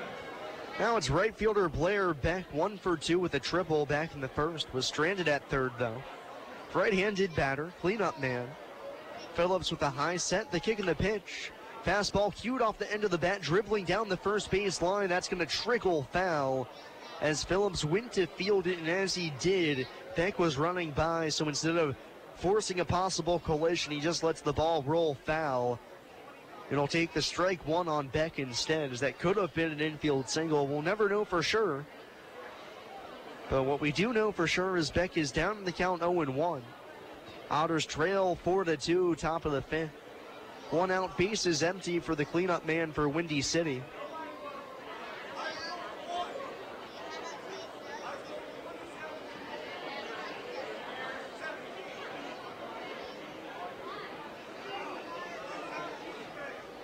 Beck checks back in, open stance. DeLuca sets up, down, and away. The 1-1. Slider just off the outside corner is Phillips, normally mainly a big hammer 12-6 breaker and a fastball as well, but changing it up there just a little bit. So he goes with a 3rd option off the mound. The 1-1 pitch, curveball, called strike 2 on the outside corner as there's the big 12-6 dropper. Finds its way onto the outside corner. Beck, all he can do is watch it by, and it's 1-2. 1 out, base is empty 4-2, Windy City in front. Here's the pitch. Curveball, check swing, go appeal to first. No swing, says Robert Davis.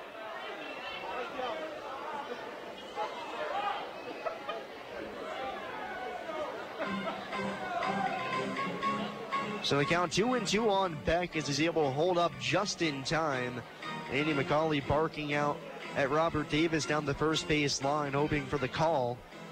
2-2 on Beck, 1 out. Top of the 5th inning, Otters down by 2 runs, 4-2. Break-even pitch. Chopped on the ground out to short. Shortstop Gould charges, fields at his feet, and throws on the run to retire Beck in time. Smooth play there by Gould. Able to avoid the short hop on that one as well. 6-3 on the putout, and it's 2 up, 2 down here in the 5th.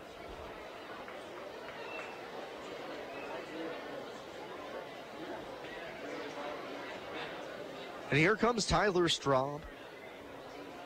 Only man in the order not to reach base this evening for Windy City thus far as they lead 4-2. He's grounded out to third base, also popped out to first in foul ground.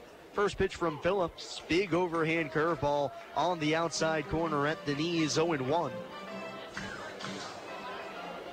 Top half of the 5th, 2 outs, nobody on. Otters trailing by 2 runs, and Alex Phillips going for the 1-2-3 inning. The pitch. Another curveball, this time down and away as it rolls to the backstop. Count levels up at 1. Straub, the first baseman, 261 in the season. Now 1 for 7 here in the series against the Otters. 3 for his last 17 as well. 1-1 pitch.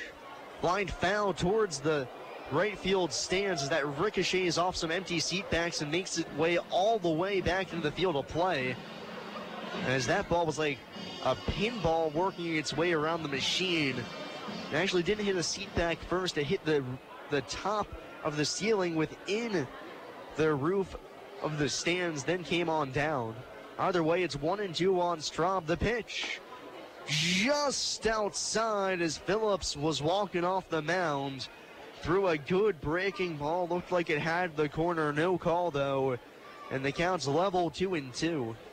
2 outs, 4-2 Thunderbolts, top of the 5th. Phillips set. Cranks and fires the 2-2 pitch. Pop foul back over the screen. Count stays 2 balls and 2 strikes.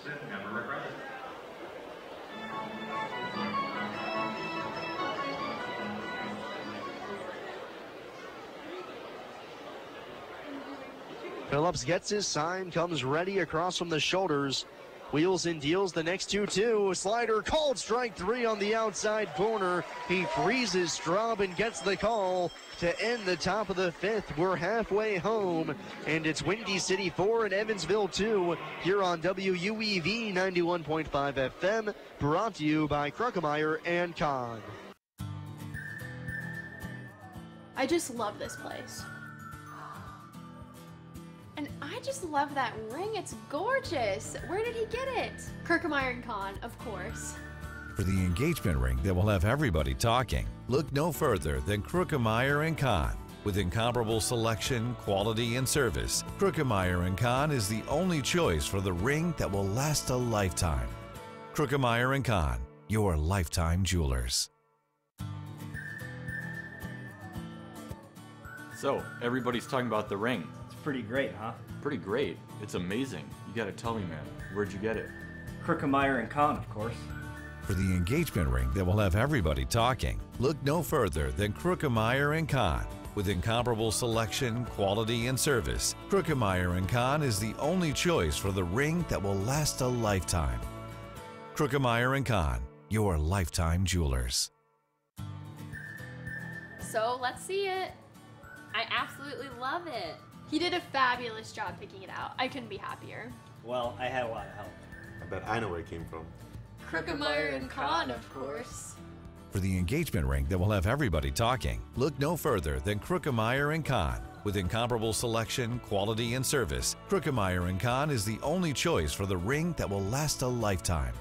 Kruckemeyer & Kahn, your lifetime jewelers.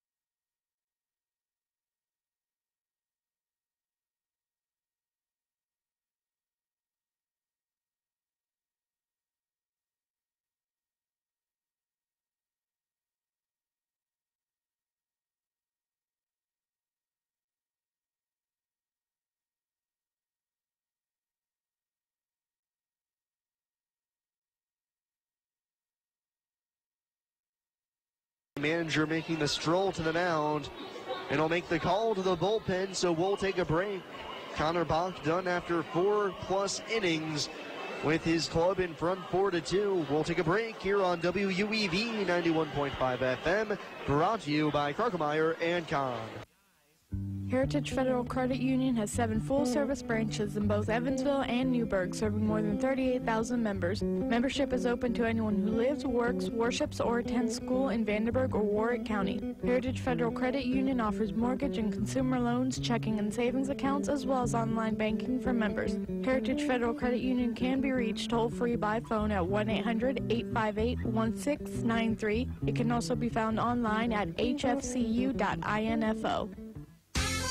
The Hoosier Lottery began selling lottery tickets on October 13, 1989. Since then, the Hoosier Lottery has offered hundreds of different games, awarded prizes to millions of players, and given billions of dollars to the state of Indiana.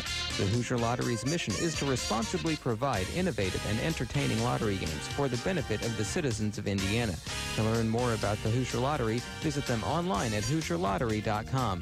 The Hoosier Lottery, a proud supporter of Evansville Otters baseball.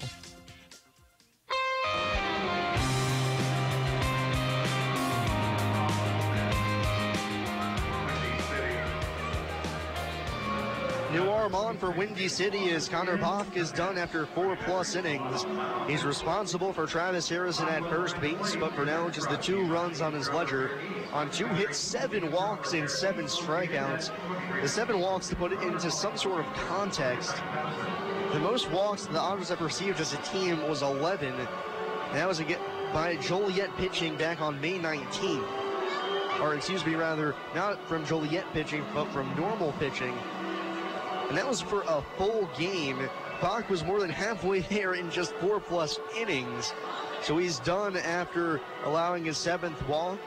And on into pitch in place of him is Dan Halad from Northwestern State University. He's 1-0 on the season, making his 14th appearance. He's a straight rookie, fresh out of college. 5.19 ERA, 17 in the 3rd inning, 16 strikeouts, 8 walks, 12 hits allowed. Last pitched against Gateway as he pitched twice in that series, throwing 2 scoreless innings total, giving up 2 hits and striking out 3 against 8 batters faced. He's recorded 4 straight scoreless outings since allowing 2 runs against Gateway. That was in the midst of a stretch where he gave up 5 runs over 3 outings. Now it's Daniel Spingola to lead off against him. Halad, the righty on the mound, 6 feet, 195 pounds. Spingola, the left-handed hitter. Halad set at the belt, runner at first, and a throw over.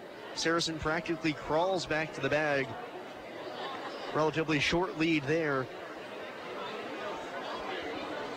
It's 4-2 Windy City, bottom half of the 5th inning. Another throw over to first, and Harrison back in safely. Spingola's 0 for 2. Happy to see Bach gone from the game. He'd grounded out to first, also was struck out swinging. Harrison, after the leadoff walk, still at first. Spingola at the plate, nobody out.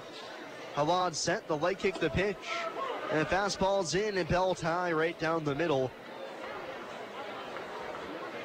So Spingola down in the count, 0-1. Third baseman Crane even with the bag. Middle infield at double play depth. 4-2 Windy City, bottom half of the 5th. 0-1 pitch. Fastball ripped back up the middle, diving backhand, stopped by Zier, but it pops out of his glove as he hits the ground. He's able to pick it up, but has no play. It's an infield single for Daniel Spingola. Nearly an exceptional diving play by Tim Zier. He most likely stopped Gardner from Harrison rather, from going first to third, but instead it's an infield single. So he went full extension towards the second base bag, but when he hit the earth, the ball jarred loose. Everybody's safe. Single for Spingola. The Otters have the first 2 men on in the inning, and here's Brant Whiting, 0 for 1, walked and scored leading off the 4th. Left-handed batter. The leg kick, the pitch. Swung on and missed. Fastball down and away. Corners are playing in for Windy City, guarding against the bunt.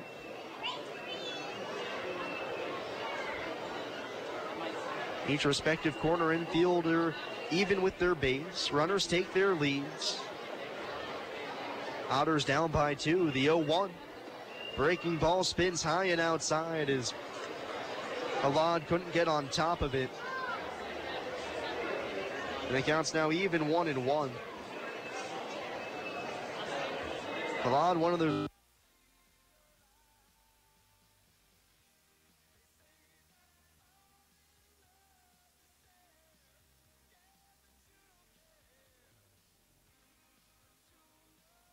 we're going over pronunciations with Windy City broadcaster Terry Bonadonna. Actually said to him, was looking at the roster, like, you're sure that's not a mistake? Nobody spelled it in wrong. Nobody typed it in wrong, right?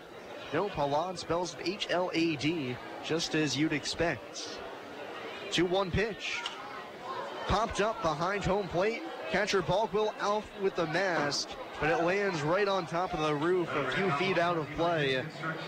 So Whiting lucky we're playing here at Bosse Field where there's minimal space behind home plate. And the count's even now, 2-2. Harrison at second. Spinola at first. Nobody out, bottom of the 5th. Otters down by 2 runs. They trail 4-2. The prime opportunity to get back into this one here in the 5th. Connor Bach chased after 4+ innings, and now it's Dan Halad's turn. Looks back to second, the 2-2. Breaking ball popped back to the screens. That was off the handle of Whiting's bat. Able to spoil a good pitch.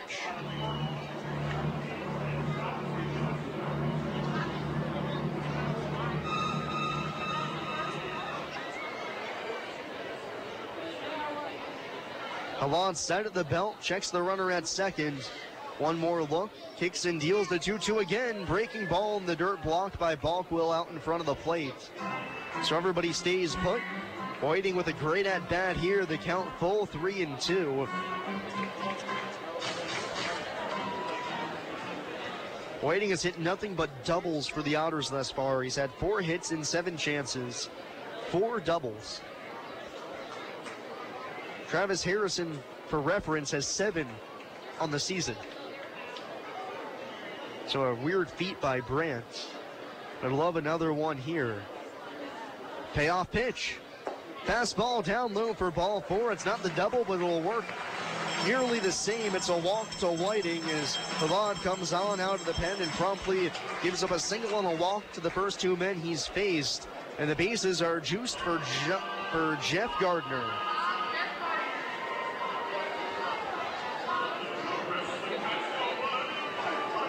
It's no knock on Travis, of course, that he has 7 doubles. He also has a triple, 4 home runs, and the most RBIs knocked in on the team. But just for reference, for a guy that plays every day for the Otters, produces a lot. Somehow Whiting has come in, just knocked the cover off the ball in a small sample size. Now here's Gardner, bases loaded, 4-2. The pitch. Fastball outside, 1-0. It's 4-2, Windy City, bottom of the 5th. Otters have the bases loaded with nobody out. The second straight frame that they've loaded the bases. They scored their first run of the game on a bases-loaded walk to J.J. Gould. Now Gardner, who has no official at-bat tonight, stands in. Left-handed bat, the 1-0. Swung on and driven towards left center field. Long run for Krug over towards the alley. He makes the catch. Tagging from third and coming home to score is Travis Harrison. As the Otters get a run back, it's now a 4-3 game.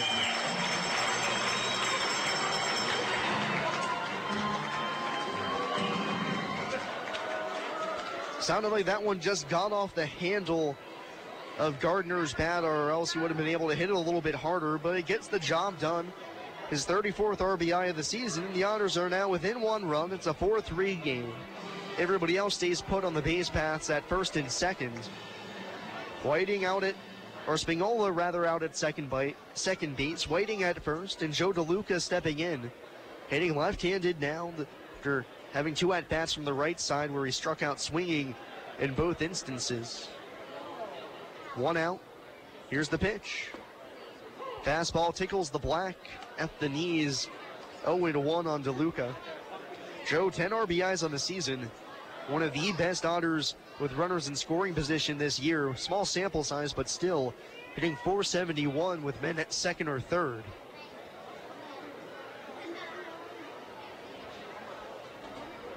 Havod set. Roxon delivers the 0-1. Breaking ball tapped foul at the plate as that one was destined for the back foot of DeLuca, but still able to get a piece of it. As it hits straight down into the dirt at the plate for strike 2. It's a 4-3 ball game now, bottom half of the 5th inning. Otters have scored their runs in just about the most tame ways possible. Bases loaded walk, a wild pitch, and now a sacrifice fly, but whatever it does to get the job done, you take. Now 0-2 on DeLuca. Zach Wells on deck, he's 1 for 1. Runners take their leads from first and second. Here's the pitch. Swung on and missed. DeLuca with a hat trick already. Third time he's gone down on strikes tonight. Runners remain at first and second here with 2 outs, and it'll be up to Zach Wells to try and tie this ball game.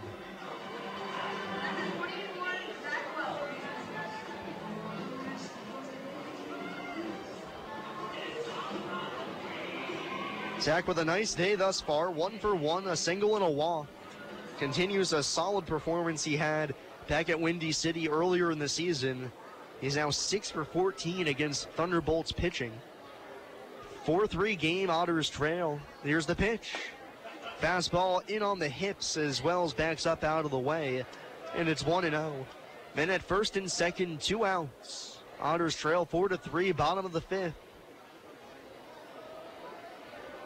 Wells 2 home runs, 9 driven in on the season. Halad out on the mound in relief of Connor Bach, who lasted just 4+ innings. Winds and fires the 1-0. Broken bat liner back up the middle, leaping grab, try by Obregon, but it's over his glove and into center field. Spinola racing around third, Hill scores, the throws back into second. It's an RBI single for Zach Wells, and we're all tied up at 4.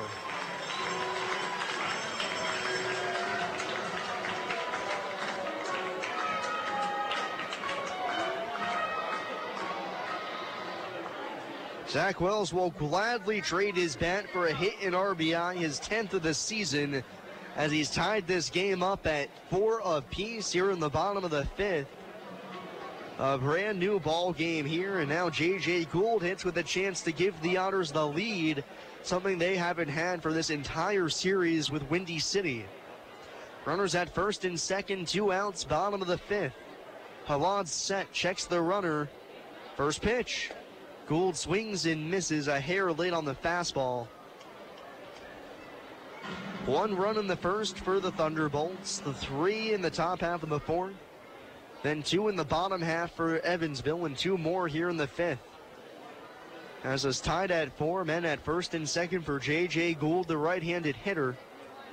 Halad ready, uncorks the 0-1 pitch, flown in the air down the right field side, that'll slice out of play. And Gould down the count 0-2. No official at bat yet for JJ. He's walked twice, once with the bases loaded to force home a run.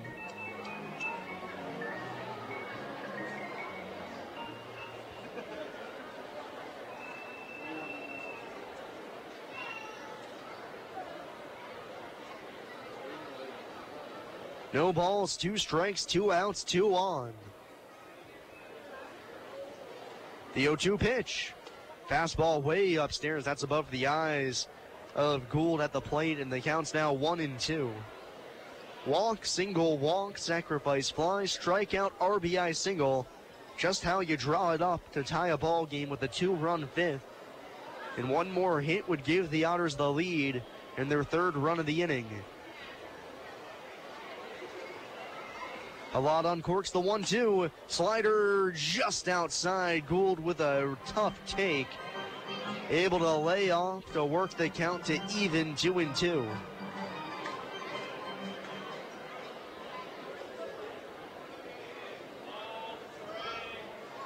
Two balls, 2 strikes, 2 outs, 2 on, 2 home in the inning for Evansville.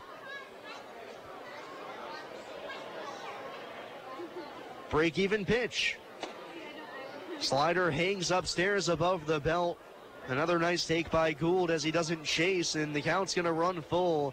So start the merry-go-round. The runners on will have a head start from second and first. Whiting at second, Wells at first, Gould at the plate. We're tied at 4, bottom of the 5th. 3 balls, 2 strikes, 2 outs. Halad's set, the payoff delivery. Swung on and missed. The fastball gets by Gould to end the inning as Halad works out of the jam to leave this ball game tied as we go to the 6th. We're all square at 4 after 5 complete here on WUEV 91.5 FM, brought to you by Kruckemeyer and Kahn. I just love this place. And I just love that ring. It's gorgeous. Where did he get it? Kruckemeyer and Kahn, of course. For the engagement ring that will have everybody talking, look no further than Kruckemeyer & Kahn. With incomparable selection, quality, and service, Kruckemeyer & Kahn is the only choice for the ring that will last a lifetime. Kruckemeyer & Kahn, your lifetime jewelers. So, everybody's talking about the ring. It's pretty great, huh? Pretty great. It's amazing. You gotta tell me, man. Where'd you get it? Kruckemeyer & Kahn, of course. For the engagement ring that will have everybody talking, look no further than Kruckemeyer & Kahn. With incomparable selection, quality, and service, Kruckemeyer & Kahn is the only choice for the ring that will last a lifetime. Kruckemeyer & Kahn, your lifetime jewelers. So let's see it. I absolutely love it. He did a fabulous job picking it out. I couldn't be happier. Well, I had a lot of help. I bet I know where it came from. Kruckemeyer and Kahn, of course. For the engagement ring that will have everybody talking, look no further than Kruckemeyer & Kahn. With incomparable selection, quality, and service, Kruckemeyer & Kahn is the only choice for the ring that will last a lifetime. Kruckemeyer & Kahn, your lifetime jewelers.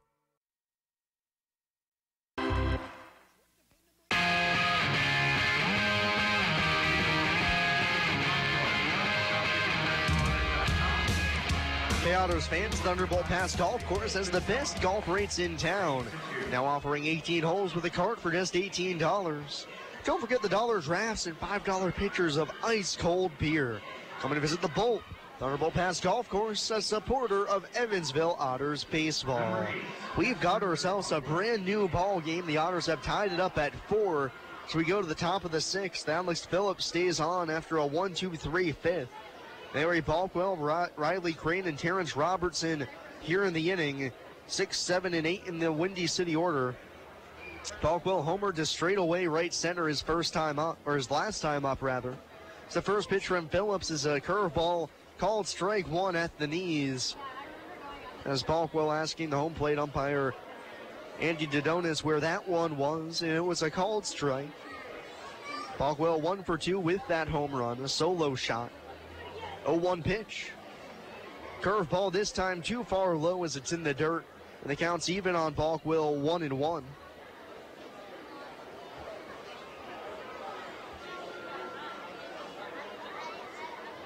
Balkwell, right-handed batter. Phillips working from the stretch with nobody on. Comes set, the kick and the pitch. Slider on the outside corner. Perfect pitch from Phillips. Started over the heart of the plate and got over to the edge. And it's 1-2 on Larry Balkwell. Closed stance at the plate. The pitch. Foul tipped at the plate off the visor of Joe DeLuca behind the plate as he indicates to Andy Dodonis, the other masked man behind home plate, that he's okay. They'll continue playing. Still 1-2 on Balkwell. Tied at 4, top half of the 6th inning. Got a good one brewing here at Bosse Field. 1-2 pitch. Swung on and missed. The slider gets Balkwell reaching outside as Phillips picks up his second strikeout out of the bullpen. And there's 1 out to begin the top of the 6th. Number 11, third baseman, Riley Crane. 1 up, 1 down for Alex Phillips, and that brings up Riley Crane. Doubled and scored his last time up. Also grounded out to second back in the 2nd inning. Left-handed batter, open stance. Infield plays straight up. Same with the outfield. 1 out, nobody on. Phillips' first delivery. Bouncing ball over to Cronin at second, who stays down on the sharp grounder. Throws on over to first in time to get Crane. Just 1 pitch required for Phillips to get Crane to ground out. And there's 2 away here in the top of the 6th. 2 up, 2 down. and make that 6 in a row retired by Alex Phillips out of the bullpen. Number 6, left fielder Terrence Robertson. Phillips trying to leave this ball game tied as we go to the bottom of the 6th inning. He's got 2 outs. Have to go through Terrence Robertson to try and complete that feat. He's 1 for 1 with a double. The first pitch from Phillips is the fastball that whittles the outside corner, 0-1. Robertson, speedy left-handed bat, doubled home a run his last time up on a ball into right center field. Tied at 4, top half of the 6th inning. 0-1 on Robertson. Alex Phillips on the mound comes ready. Uncorks the 0-1 pitch. Fastball rides high and outside. Phillips misses, and the count's even at 1. 2 outs, bases clear. Evansville 4, Windy City 4. The Otters have erased a 4-run deficit. They trailed 4-0 earlier on. The 1-1. Breaking ball in the dirt. Robertson lays off as the count moves back in his favor, 2-1.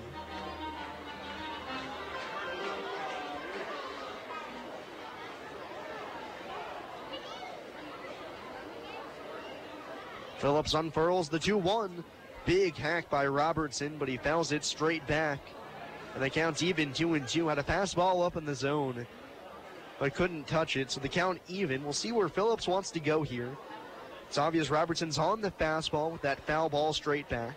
Hasn't chased the curveball yet in the at-bat. DeLuca flashes the signs. Phillips comes ready. 2-2 pitch. It's the curveball, swung on and missed as Robertson chases this time. 2 strikeouts in the frame, 7 in a row, retired by Alex Phillips. And we'll go to the bottom half of the 6th. It's Evansville 4 and Windy City 4 here on WUEV 91.5 FM. Brought to you by Krukemeyer and Kahn. I just love this place. And I just love that ring. It's gorgeous. Where did he get it? Krukemeyer and Kahn, of course. For the engagement ring that will have everybody talking, look no further than Krukemeyer and Kahn. With incomparable selection, quality, and service, Krukemeyer & Kahn is the only choice for the ring that will last a lifetime. Krukemeyer & Kahn, your lifetime jewelers. So, everybody's talking about the ring. It's pretty great, huh? Pretty great. It's amazing. You gotta tell me, man. Where'd you get it? Krukemeyer & Kahn, of course. For the engagement ring that will have everybody talking, look no further than Krukemeyer & Kahn. With incomparable selection, quality, and service, Krukemeyer & Kahn is the only choice for the ring that will last a lifetime. Krukemeyer & Kahn, your lifetime jewelers. So let's see it. I absolutely love it. He did a fabulous job picking it out. I couldn't be happier. Well, I had a lot of help. I bet I know where it came from. Krukemeyer and Kahn, of course. For the engagement ring that will have everybody talking, look no further than Krukemeyer & Kahn. With incomparable selection, quality, and service, Krukemeyer & Kahn is the only choice for the ring that will last a lifetime. Krukemeyer & Kahn, your lifetime jewelers.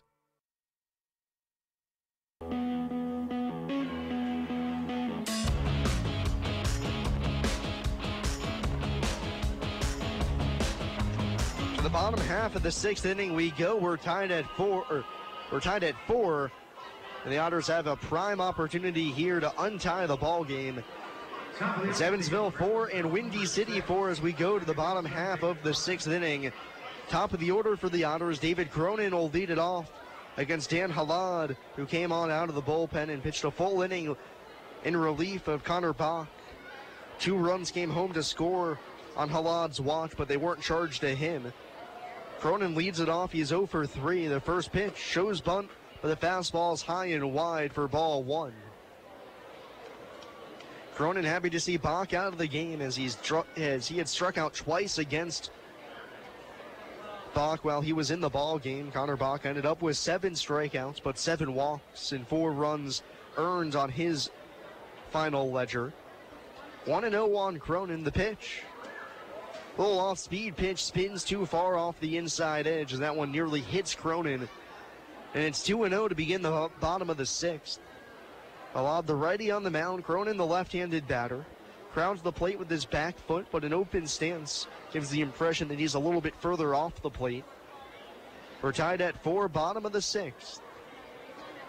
2-0 home to Cronin. Swung on and fouled straight back, just a touch late. So he can't square it up, and the count's 2 balls and 1 strike.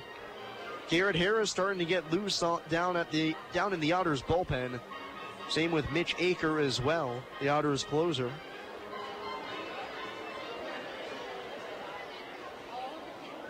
David hitting .287 this season, the second baseman for Evansville.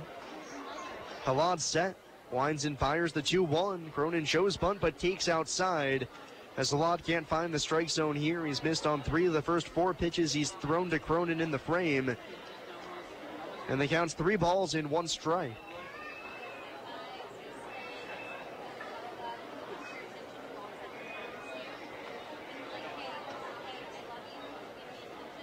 .3-1 pitch. Down low for ball 4. Cronin watches the fastball across his shoe tops as he'll take the leadoff walk. That's now the 4th time Windy City pitching has let off a frame with a free pass. You do that too often, you're going to run into some trouble. That's happened here, both the 4th and 5th innings when the Otters have scored 2 runs apiece. Both innings started with walks to lead off the frames. Both of those came around to score.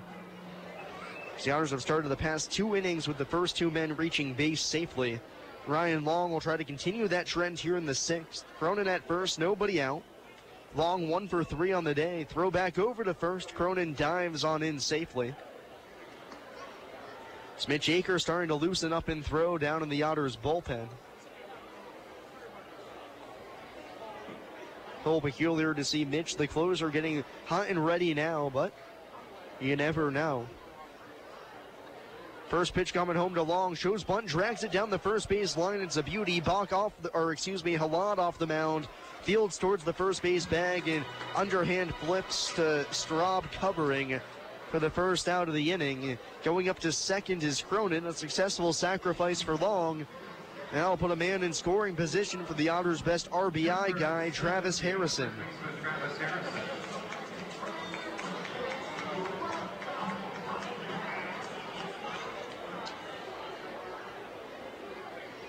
Harrison 0 for 1 on the day.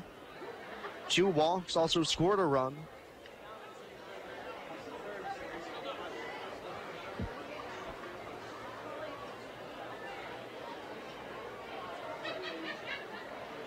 As a ball was thrown from the Otters bullpen, somebody missed with a pitch pretty badly. It ricocheted off the sidewall, made its way all the way into straightaway right field.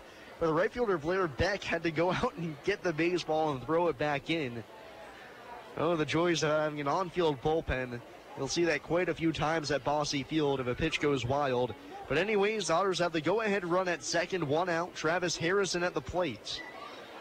The pitch. Fastball tails over the outside corner, 0-1 on Harrison. 1 out, bottom of the 6th. We're tied at 4.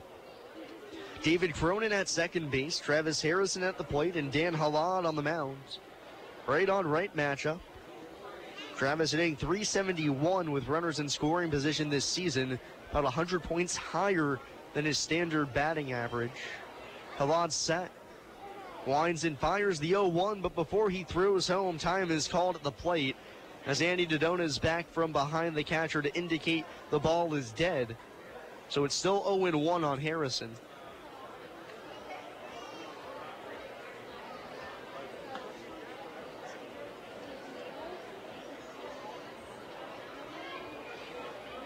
Halad gets his sign, comes ready. Uncorks the 0-1. Change-up misses downstairs. Harrison able to spit on it for ball 1. As the count goes level, 1 ball and 1 strike.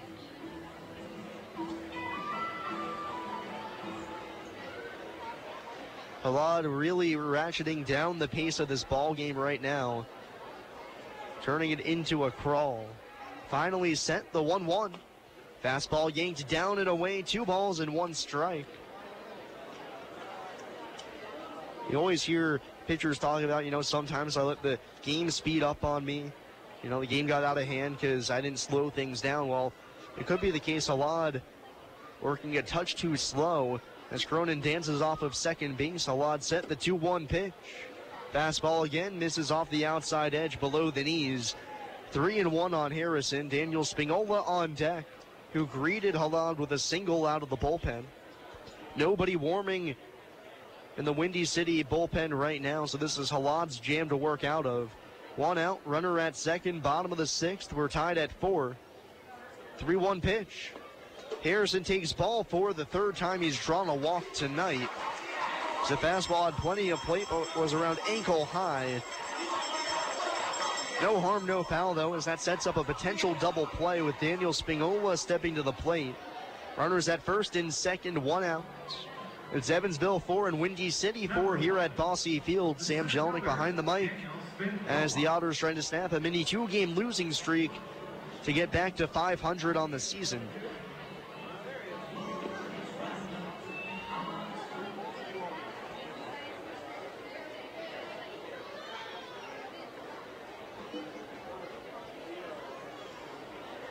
Ten walks issued by Windy City pitching tonight. Spingola steps in from the left side. Halad ready, his first pitch. Breaking ball downstairs, 1-0. The most walks the Otters have received was back on May 19th when they were walked 11 times. And Windy City already approaching that number. That was against the normal Corn Belchers in a game the Otters won 4-0. And that was in a doubleheader as well. The 1-0. Fastball high and outside, 2 balls and no strikes. So considering Normal did it in six innings, and it looks like Windy City might match that feat here in the bottom of the 6th. Quite impressive from both pitching staffs, quite honestly. Tied at 4, bottom of the 6th. Runners at first and second, 1 out. The 2-0 to Spingola. Fastball called, strike 1 as that glances the outside black, belt high. Halad gets one back, 2-1. Cronin out at second. Over at first, Travis Harrison, so good speed on the base paths. Spingola at the plate, 1 for 3 on the day. Open stance from the left side, the 2-1 chases a high fastball. Around letter high, just a tick above, swings through it. Count level, 2 balls and 2 strikes.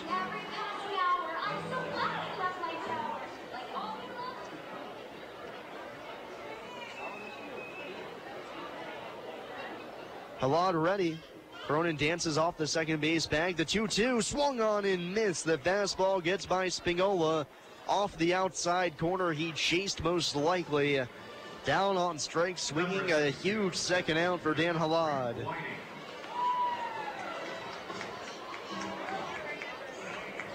So with Cronin still at second and Harrison at first, still tied at 4, bottom of the 6th. It'll be up to Brant Whiting to bring home the go-ahead run. He's walked twice tonight, also popped out to second. First pitch, fastball sails high, 1-0.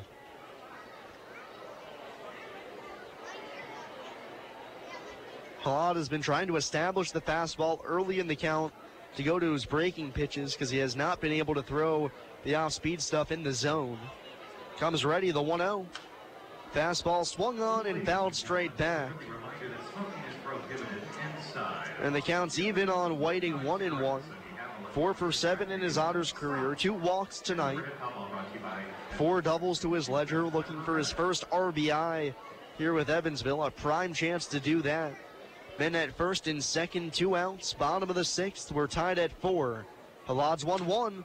Bouncing ball hits softly to the second baseman's ear, who charges, gobbles it up, and throws over to first to get Whiting for the final out of the frame. Otters threaten but can't push anybody across. We'll go to the 7th. We're tied at 4 here on WUEV 91.5 FM, brought to you by Krugemeyer and Kahn. Why Old National Bank? Old National Bank began in 1834 with just 1 room and a passion for helping people prosper. Today, we are honored and grateful to be the financial partner for so many businesses, families, and individuals like you. From our commitment to safety and security to our promise of service that will exceed your expectations, we want to be your bank for life. Old National Bank, member FDIC. Giving our best has prepared us for being the best. Announcing the University of Evansville's Harlaxton College as the #1 ranked study abroad program in the nation. As a part of the UE experience, we offer all our students an unparalleled foreign study program. More than 60% of UE students study abroad. Our students from all majors live, learn, and travel the world, and still graduate in 4 years. The University of Evansville's Harlexton College, the #1 study abroad program in America. The local area Pepsi Bottling Group distributors would like to wish the Evansville Otters the best of luck in today's contest. Featuring Pepsi Company products for distribution to retailers and vendors in the Tri-State, the Pepsi Bottling Group has 3 Tri-State locations at 901 East Diamond Avenue in Evansville, 2605 West Main Street in Marion, Illinois, and at 3081 Kentronics Drive in Owensboro. More information on Pepsi products can be found online at PepsiCo.com. Pepsi, a proud supporter of the Evansville Otters.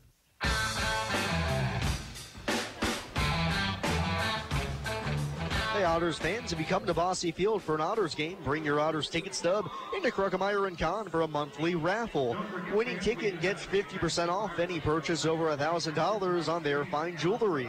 Winner will be drawn on the first of each month. Also mention the Evansville Otters digital network at Kruckemeyer & Kahn and get 20% off any purchase of $500 or more. Tell them ODN sent you. So the Otters threatened with 2 on in the bottom half of the 6th inning, but can't push the go-ahead run across. So we go to the 7th. Alex Phillips stays on. He's thrown an inning and 2/3 thus far, or 2 2/3 innings, of scoreless baseball. It's 9-1 and 2 here for Windy City. We're tied at 4, top of the 7th. The first pitch. Good breaking ball on the outside corner to Will Krug. Starts him off 0-1. Krug with perhaps one of the biggest plays of the game was at third base with 2 outs. As Phillips comes set, his 0-1. Fastball pops the mitt just off the inside corner. Count level at 1, was at third base, saw a wild pitch. Tried to score from third, but was tagged out to end the top half of the 4th inning. And from there, the Otters have now outscored Windy City 4-0 since that time. The 1-1 fastball misses just a hair off the inside black. And Krug ahead of the count 2-1. We're in the top of the 7th. Krug leading it off. He's 0-1. Alex Phillips still on to work for the Otters. The 2-1 pitch. Fastball misses down low, and the count now 3-1 on Krug. The Otters have been issued 10 walks. They've been able to pound out 4 runs while producing just 4 hits in this ball game. For Windy City, 4 runs on 8 hits. 3-1 pitch. Check swing by Krug as he flares it off the knob of his handle towards the Otters dugout. A little unlucky there on the fastball running in. Can't get out of the way. But the Otters will take it as it's 3-2. Top of the 7th. Krug getting us going. Phillips set the payoff pitch. Swung on and missed. He chased the high fastball. That's 4 out of the pen for Alex Phillips as he battles back to strike out Krug for the first out here in the top of the 7th. Back to the top of the order, number 9, shortstop Omar Obregon. Lineup turns over now for Omar Obregon. 2 for 3, scored a run, stole a base, also driven in a run with a single. Switch hitter batting from the left side as he has all night long. Open stance. Phillips set the first pitch. Swung on and missed as Obregon took a softball-like swing where he started walking out towards the mound to get a running start on his way to first. I have never seen that in professional baseball. And Obregon acted like it was just another normal thing. The 0-1. No step towards the mound there as he takes outside 1-1. I have never seen that in a professional baseball game. Not quite Happy Gilmore-esque, more just trying to get down the line quicker. Phillips set the 1-1. Shot foul down the left-hand side, 1-2. You'll see that play in softball with slap hitters who want to try and get an extra step or two out of the box from the left side, and Obregon just tried that there. Whatever works. Obregon's hitting 380, so I can't judge. 1-2 on him, 1 out. The pitch. Breaking ball hit on a line to Gould at short. He picks it on the short hop off the chest and throws Obregon out at first as that one short hopped on Gould, but able to knock it down with his chest and pick it up in time to throw out Obregon on the 6-3 putt out. 2 up, 2 down here in the top of the 7th. Number 12, second baseman, Tim Sear. Phillips now up to 42 pitches through 3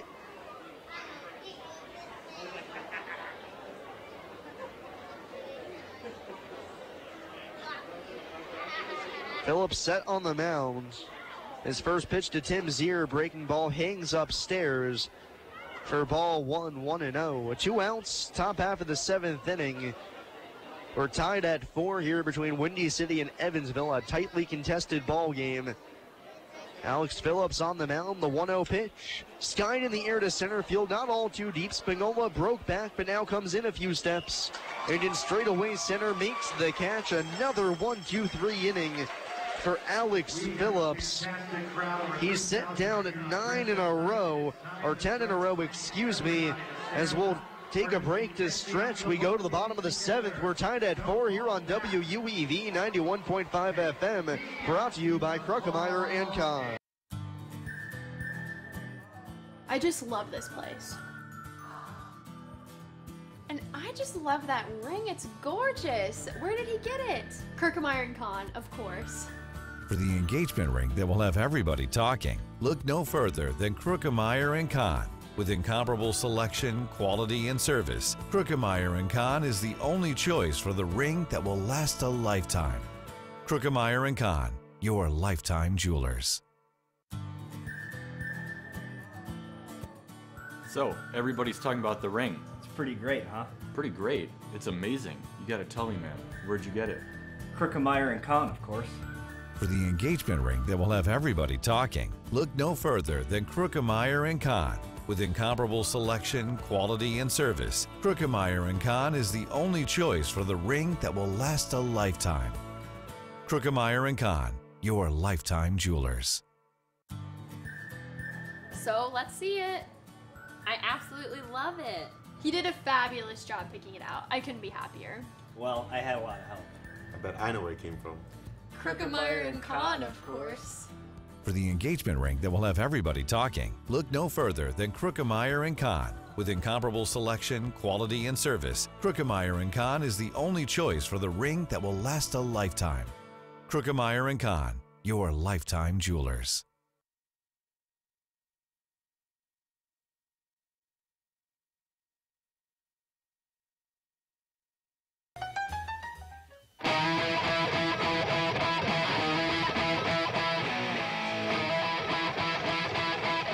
We go to the bottom half of the 7th inning. A new arm is on for Windy City as it's Joel Toribio to come on and try and keep this ball game tied as he takes over for Dan Halad. Toribio already out on the mound, takes over with the Jeff Gardner due up for Evansville, 6, 7, and 8 in the Otters order. We begin play in the bottom half of the 7th inning. We're tied at 4 between the Windy City Thunderbolts and the Evansville Otters. Toribio, 6'6". The Thunderbolts have one of the tallest pitching staffs in the league. High leg kick, his first pitch. Fastball called strike one as it pours over the heart of the plate to Gardner, 0-1. Jeff 0 for 1 on the day, or no at bat technically on the day. Walked, hit by a pitch, also a sacrifice fly and an RBI. The 0-1 checks his swing on a pitch down low. They will appeal to first. No swing, says the first base umpire Robert Davis. Counts even at 1. Toribio 0-2, 3.37 ERA. 34 strikeouts, 24 innings, 20 walks, 24 hits allowed. From the Bronx, New York. 6'6", just 190 pounds. Comes set on the mound, the 1-1. Gardner swings and skies it in the air. First base side foul ground. That's going to drift out of play, though, and land on top of the roof at Bosse Field. And as it ricochets back onto the grass on the field, 1-2 on Jeff, leading off the bottom of the 7th, and a tied game at 4.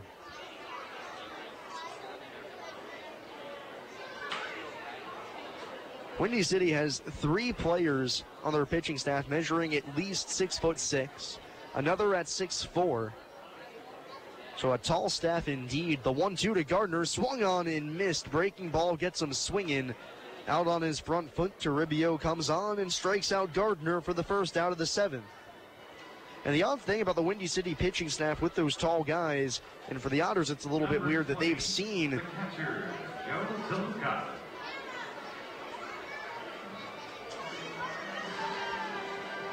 all three of the guys who are 6'6", Jake Welch, Connor Bach, and Joel Toribio. After Colton Follett, who's 6'4", everybody else is 6 foot or below, so there's no in between for this Windy City Ball Club. It's either you're tall or you're average. Now Joe DeLuca, the first pitch to him, swung on and taps it foul to the screen, 0-1. 1 out, bottom half of the 7th inning. Joe DeLuca at the plate. We're tied at 4 here in the second game of this 3-game set. Otters trying to force a rubber match tomorrow.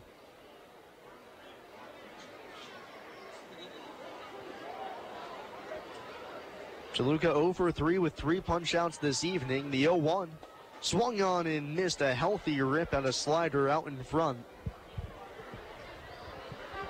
Falls down in the count now, 0-2. Toribio hasn't pitched in 2 days, but he's had back-to-back scoreless outings. As in 2 innings, he's struck out 5 hitters, has not allowed a hit, just 1 walk. Toribio from the high set. A leg kick, the pitch. Foul tipped into the mitt of Larry Balkwell. DeLuca down on strikes for the 4th time tonight. 2 up, 2 down via the swinging K for Toribio. As he gets DeLuca swinging, and it'll be up to Zach Wells to try and extend the 7th. Still knotted at 4.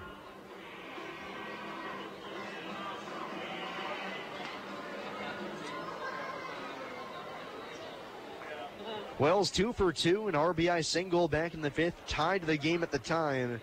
It's also walked, right on right matchup. First offering. Line drive back up the middle, long run for Crew coming on in. He won't have a play as he has to field it on a couple of hops. He gets by him for a moment. Wells taking off for a second, and he's in with a slide as he never broke stride. The error by Krug in center was nonchalant getting to the baseball, had it kick off the heel of his glove.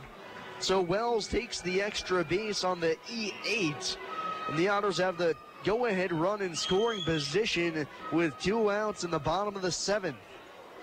Number 31, the shortstop, J.J. Gould.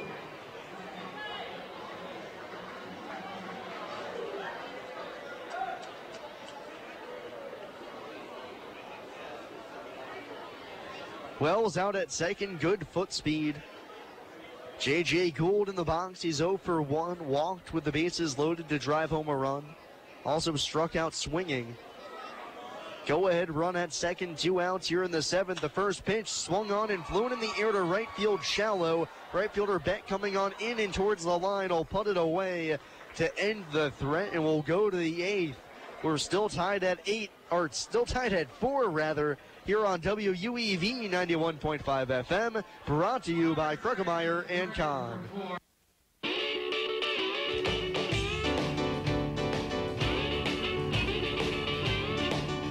Hi everyone, this is Pat Mitchell-Worley, host of Beale Street Caravan.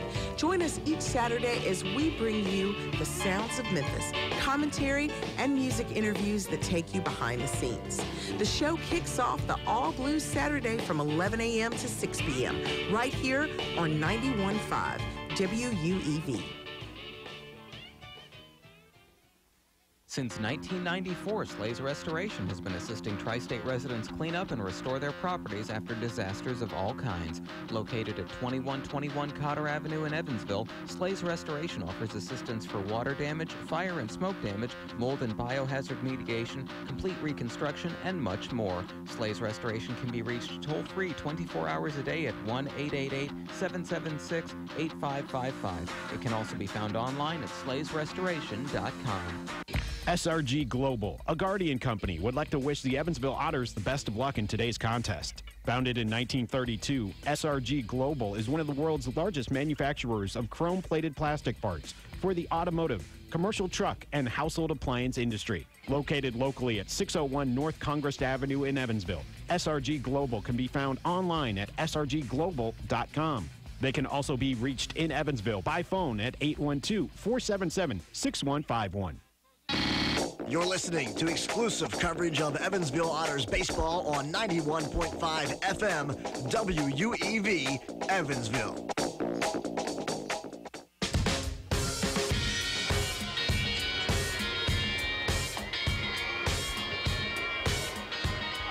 So we go to the 8th inning, still knotted at 4, and Mitch Aker, the Otters closer, is going to come on here in the top half of the 8th inning, as it has been a long time since he pitched for the Otters. His last appearance at all was in the All-Star game on the 11th. He hasn't pitched for Evansville in 17 days, so he is more than fresh in the bullpen right now, as he'll come on here presumably for a couple of innings. Mitch, the Otters All-Star closer, comes on in relief of Alex Phillips, who did yeoman's work out of the bullpen. Alex faced 11 hitters, got 11 outs, 3 2/3 innings, no hits, no runs, no walks, and 4 punch-outs, as he was exceptional tonight. And Mitch Aker will try to continue the trend here, as it's the middle of the order for Windy City, 3, 4, and 5, and a game tied at 4 here in the top of the 8th. Mitch 1-2 with a 1.86 ERA, 15 saves and 16 tries, 19 1/3 innings, 17 strikeouts, 8 walks, 12 hits allowed.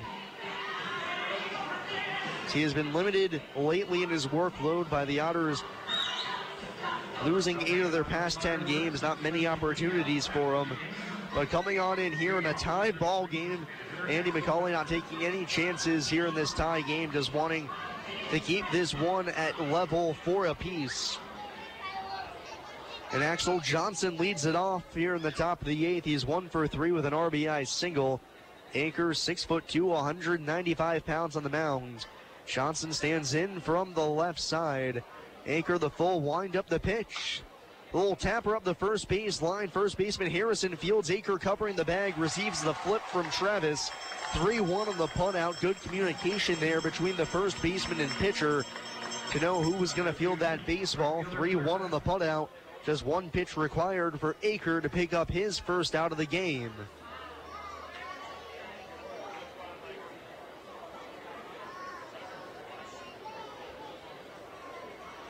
So with Johnson retired, it's Blair Beck's turn. He's tripled and bounced out to short twice. 1 out, top of the 8th. We're tied at 4. Aker nods yes to the sign from DeLuca. Sets up, down and away. The first pitch. Curveball in the dirt, laid off by Beck for ball 1. Imagine Mitch has got a little bit of adrenaline working right now, considering it's been about 2.5 to 3 weeks since he last competed in a competitive ball game. Was in the exhibition at the All-Star game. Of course, you get adrenaline from that, but there's a little different beast pitching in a tie game in a ball game that matters. The 1-0 fastball yanked down and away, 2-0. So it's nice to see him get the first out on just 1 pitch. But 2-0 here on Beck. 1 out, nobody on. Top of the 8th, we're tied at 4. Aker, a big, deep breath. Winds and fires the 2-0. Fastball downstairs, and it's 3-0 on Beck. On deck, Tyler Straub. Aker will have to battle back here. Goes to the back of the mound, wipes some dirt on his hands. Clears the rubber from any debris. Now stands on top of the hill, gets his sign. The 3-0 pitch. Fastball pops in the mitt on the inside half as he rears back and pours one over for strike 1. 3-1 now on Beck. 6 home runs, 23 driven in. Aker taking his time. Uncorks the 3-1. Popped up down the first base line, headed towards out of play. Cronin giving it a look, but the second baseman runs out of real estate as it bounces into the concourse. And Aker has battled back to push the count to full 3-2. 1 out. We're tied at 4, top of the 8th. Otters have lost 8 of their last 10, but striving for a win here against Windy City to get back to 500 and force a rubber match tomorrow. Evansville just a game and a half back of River City right now as well for first place in the Western Division. The payoff pitch. Swung on and missed. He gets him with the high fastball. Foul tipped into the mitt of Joe DeLuca as Aker slaps his hands into his mitt with a little bit of emotion after that strikeout to get back for the second out here on the top of the 8th.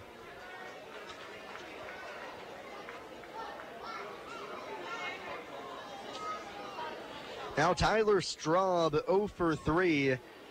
Ground down, a pop-up and a strikeout looking. 2 outs. Knotted at 4 here in the top of the 8th. Straub, 3 home runs, 23 driven in on the season. Open stance, the first pitch. Fastball misses off the plate. A little bit down and away, 1-0.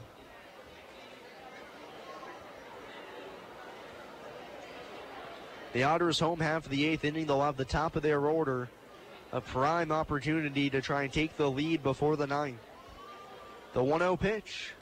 Straub swings and hits it deep in the air to left field, down the line, heading towards the corner. It is gone.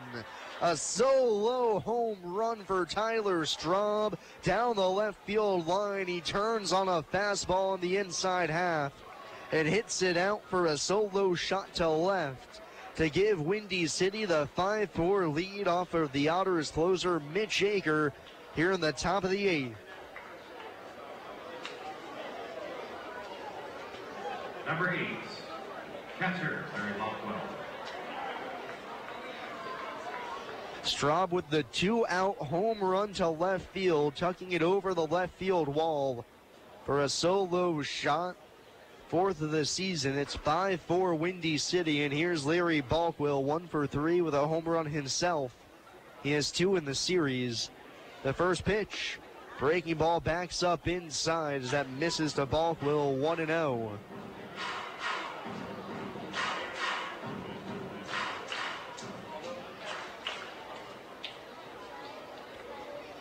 Toluca sets up, down and away. Bases clear, 2 outs. The pitch. Breaking ball bends in over the plate at the knees, 1-1. Balkwell now 7 for his last 19 with 3 home runs, accounting for nearly half of his hits. Aker gets his sign, kicks and deals the 1-1. Sharp breaking ball just off the corner as that one almost had the black against Balkwell. Count moves back in his favor, 2-1.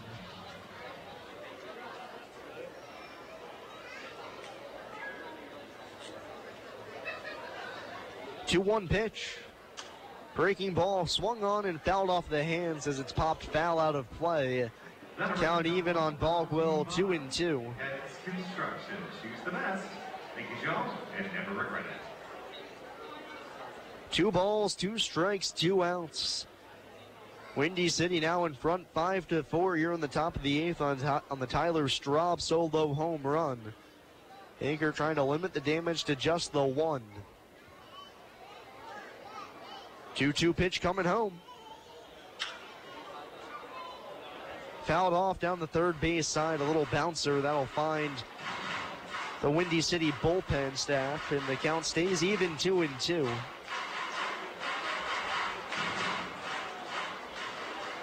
Aker trying to rack up his second strikeout of the inning to push us to the bottom half of the frame.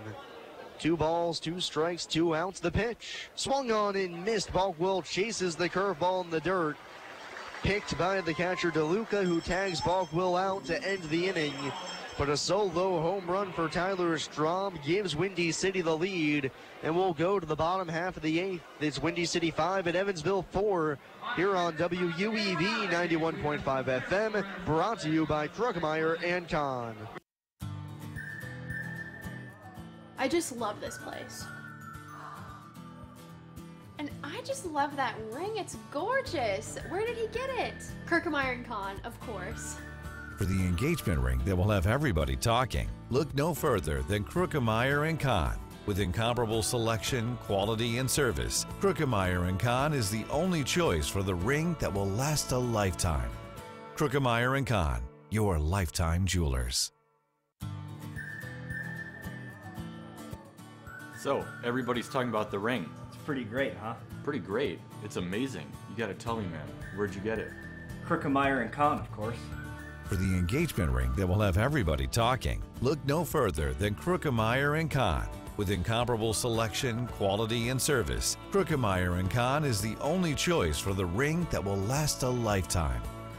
Krugemeyer & Kahn, your lifetime jewelers. So let's see it. I absolutely love it. He did a fabulous job picking it out. I couldn't be happier. Well, I had a lot of help. I bet I know where it came from. Krookemeyer and Kahn, of course. For the engagement ring that will have everybody talking, look no further than Krookemeyer & Kahn. With incomparable selection, quality, and service, Krookemeyer & Kahn is the only choice for the ring that will last a lifetime. Krookemeyer & Kahn, your lifetime jewelers.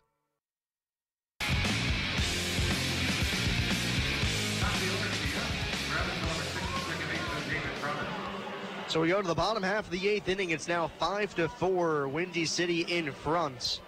Joel Toribio stays on for Windy City as it's the top of the order for the Otters. 5-4, they trail now. David Cronin stands in. He's 0 for 3 on the day, walked and was stranded at second to end the 6th. Left-handed batter against the 6'6" Toribio. Nearly a foot in height difference from the mound to the plate. First pitch. Fastball well outside, 1-0 on Cronin.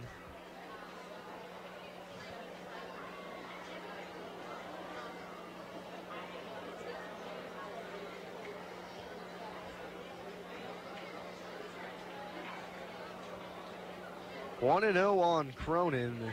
Toribio ready. Here's the pitch. Fastball again outside, and it's 2-0. 1 run. The Otters are down right now off of Mitch Aker, a solo home run to left. Something you rarely ever see him give up. He's only given up 1 on the season, and that was a game winner against Schaumburg in the finale of that series. 2-0 on Cronin. Toribio set, rocks, and delivers the pitch. Bouncing ball off of home plate. Bogwell out from behind the dish, catches it, and throws to first to get Cronin 2-3 on the put out as he fields his position well to get out from the crouch and catch the chopper for the first out of the inning.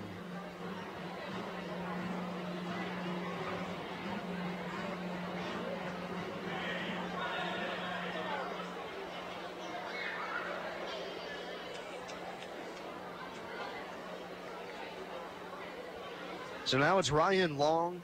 1 hit that was all the way back in the first inning. 2 strikeouts and also a sacrifice bunt. He's 1 for 3. 1 out, bases empty, bottom of the 8th. The pitch swung on and missed. A darting slider whiffed on by Long. 0-1.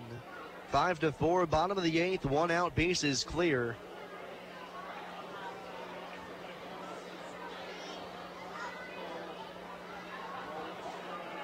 A 1 pitch. Fastball on the outside black as Toribio takes out the paintbrush. So he gets Long. 0-2. 1 out, bases empty. 5-4, Windy City in front right now. Otters need a late rally to avoid their 3rd straight loss. 0-2 pitch. Fouled back to the screen as Toribio quick pitched Long that time. Didn't go with the high leg kick. Instead, went with the slide step home.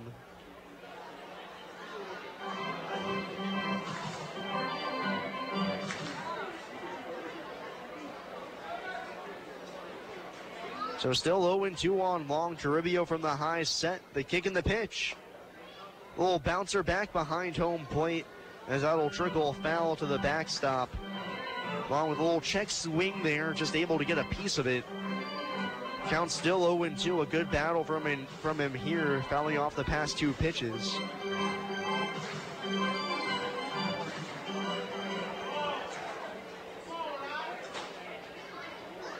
Still 0-2 on Long. Toribio trying for his 3rd strikeout out of the pen. The pitch swung on and missed. He gets it as he gets Long down swinging on the curveball low.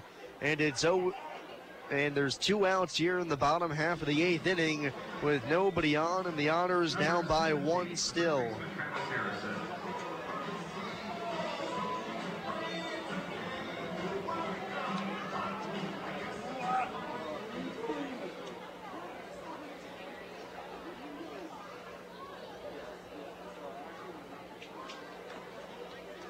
So now it'll be up to Travis Harrison to keep the inning going. 2 outs, nobody on. The first pitch. Fastball misses just off the outside corner below the knees. 1-0. It's 5-4, bottom half of the 8th. 2 outs. Harrison digging in. He's 0 for 1, but he's walked 3 times. Trying to keep this frame going for Daniel Spingola on deck. Windy City with a run in the top of the frame. The 1-0 pitch swung on and missed. Harrison comes up empty on a pitch down and in, and the count goes to level 1-1.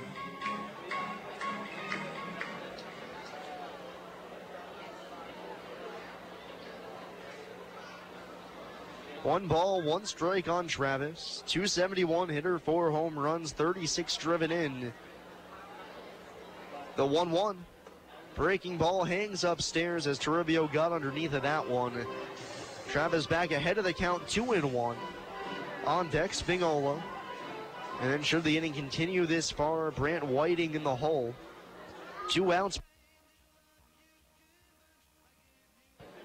Bottom half of the 8th inning with 2 gone. Toribio, the leg kick, the 2-1 pitch. Grounded to the backstop. That one's off the end of the bat of Harrison. And the count's even 2-2.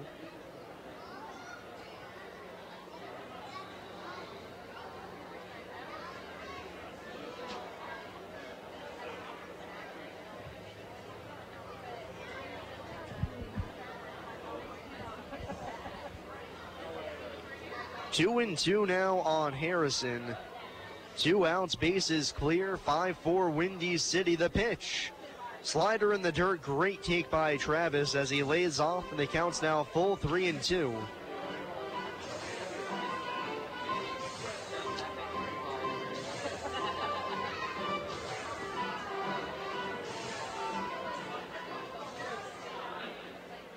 Three balls, 2 strikes, 2 outs, bottom of the 8th.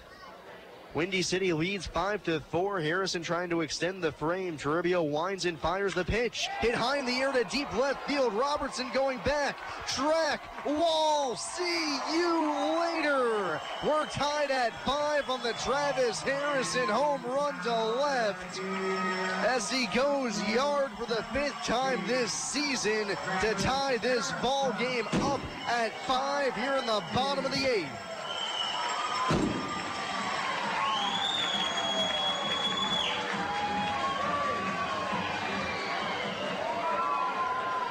What an at-bat from Travis Harrison. Was down in the count with 2 strikes, battled back to get it to full, and then crushes the 3-2 out to left. Inning still going here. Here's Daniel Spingola. The first pitch. Fastball called, strike 1 at the knees. We're tied at 5 with 2 outs here in the bottom of the 8th.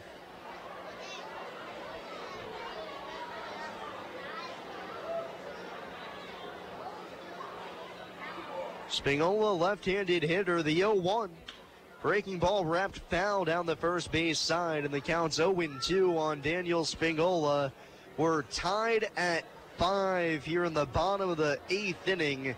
Each team with a solo home run in their half of the frame.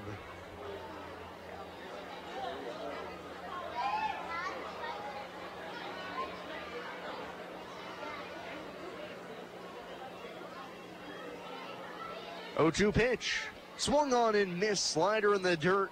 Spingola whips. He's tagged out by Balkwell. But the Otters tie it on the solo home run from Travis Harrison. We'll go to the 9th. We're knotted at 5 here on WUEV 91.5 FM. Brought to you by Kruckemeyer and Kahn. We all have busy schedules, but could you spare just a couple hours a month? That's all it takes to make a big difference through the Big Brothers Big Sisters one-to-one mentoring program. You can spend just a few hours a month with a child in need and guide them towards a more positive future. For more information on local Big Brothers Big Sisters programs, call 812-425-6076. That's 425-6076. Start making an impact today. The Pizza Brick Road always goes to Tyroni's. I'm in the mood for pizza and I'm ready to go. The Pizza Brick Road goes to Tyroni's. So follow me down the Pizza Brick Road. Road down to Tyroni's. The Pizza Brick Road. The Pizza Brick Road always goes to Tyroni's. Attention UE alumni. Do you know that the UE Alumni Association sponsors numerous events each year in over 20 cities throughout the country and worldwide? Do you know that over 800 alumni, parents, and other friends volunteer with UE as recruiters, mentors, reunion planners, and fundraisers? Do you know how you can get involved? Find out more by visiting our website at www.evansville.edu/alumni.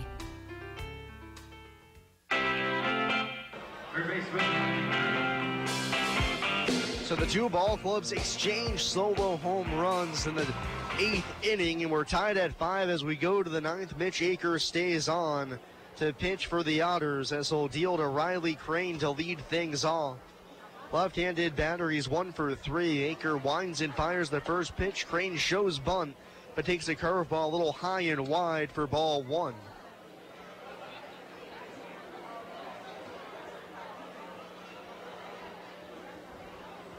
One ball, no strikes on Crane leading off the top of the 9th. We're tied at 5. The 1-0. Curveball down in the dirt taken by Crane, and it's 2 balls and no strikes.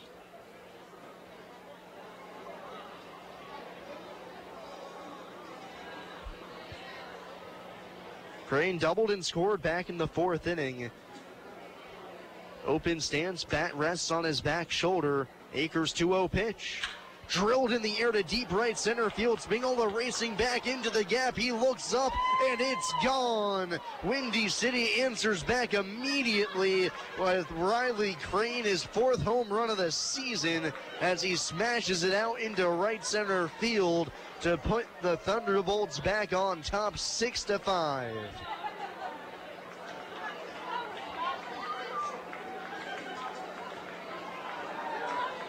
Number 6, so the tie game is short-lived as Riley Crane leads off the top of the 9th with a solo home run.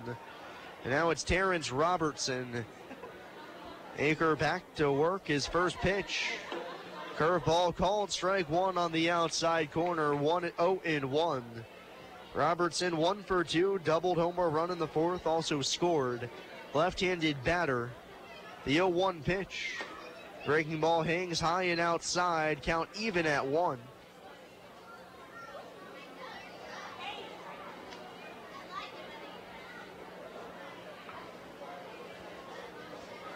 One pitch. Swung on and missed. Robertson swings through the high fastball. Now down in the count 1-2. Aker trying to rebound from the solo home run from Riley Crane. The Thunderbolts now lead 6-5. The 1-2. Breaking pitch in the dirt. Robertson lays off. The count's even 2-2. Nobody out. The Otters will now hope to keep this a 1-run game before we go to the bottom of the 9th. 2-2 pitch. Breaking ball just off the inside corner as it apparently wrapped around the edge. No call, and the count's full on Robertson, 3-2. Akers payoff pitch.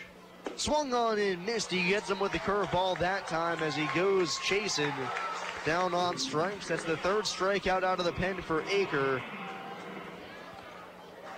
And the first out here in the bottom half of the 9th.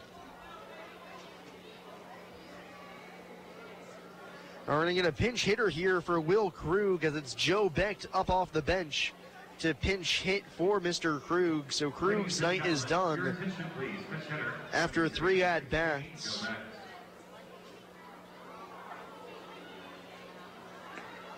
Becht hitting over 300 on the season in a small sample size, played yesterday. Went 0 for 3 with a sacrifice bunt. Left-handed hitter, the pitch. Driven in the air, deep to right field again. Garner racing back into the alley. He reaches out, he can't make the catch as it goes by him all the way to the right center field fence. Becht around second, he's going for third. The relay throw is in time as Becht is livid. He thinks he got around the tag, but he's called out by the home plate umpire, who makes the call at third. A great relay from Gardner to Cronin to Long at third to snare him at third base. And that's the 2nd out of the inning.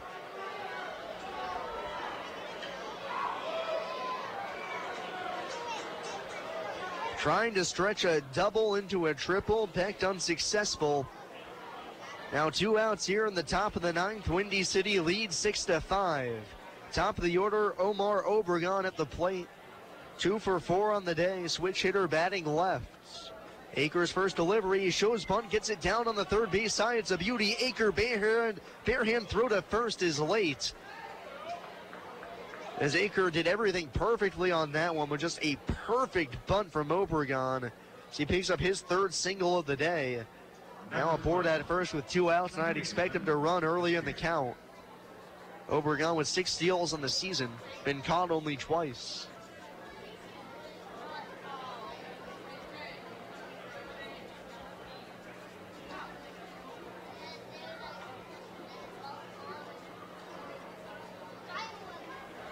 Obregon with a big lead as Zier steps in. The first pitch. Curveball in the dirt. Check swing. As they'll appeal down to second to see if he swung. They say he did not as DeLuca blocks the pitch and Obregon holds on to first for ball 1. 2 outs, top of the 9th. 6-5, Windy City in front. On a solo home run from Riley Crane to lead off the inning. Got a 2-0 fastball and didn't miss it.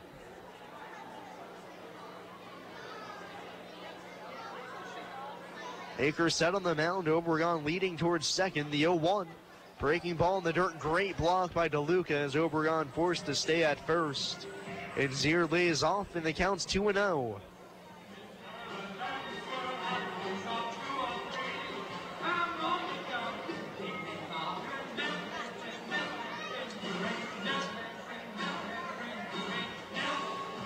Travis Harrison jaunts towards the mound to give his pitcher a few words of confidence, also probably a few words about Obregon over at first. 2 outs, 2-0 on Zier. 1 for 4 on the day with a double in the third inning.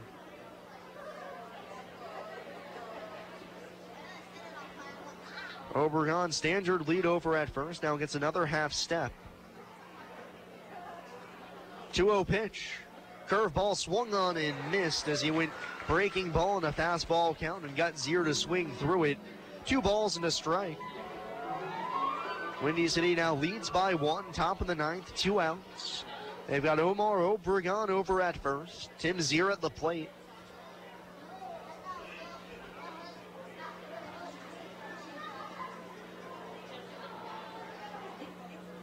Aker from the set across from the letters, the 2-1. Flown down the right field side, that'll slice out a play, land on top of the picnic tent.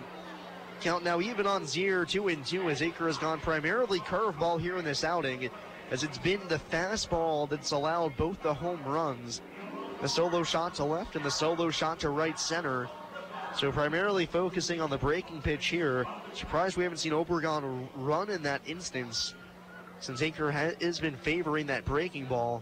Easy pitch to run on. Aker not going with a slide step either. Obregon leaning towards second. Once more, the 0-2, he stays put, swung on and missed. The curveball down low gets Zier swinging to end the inning.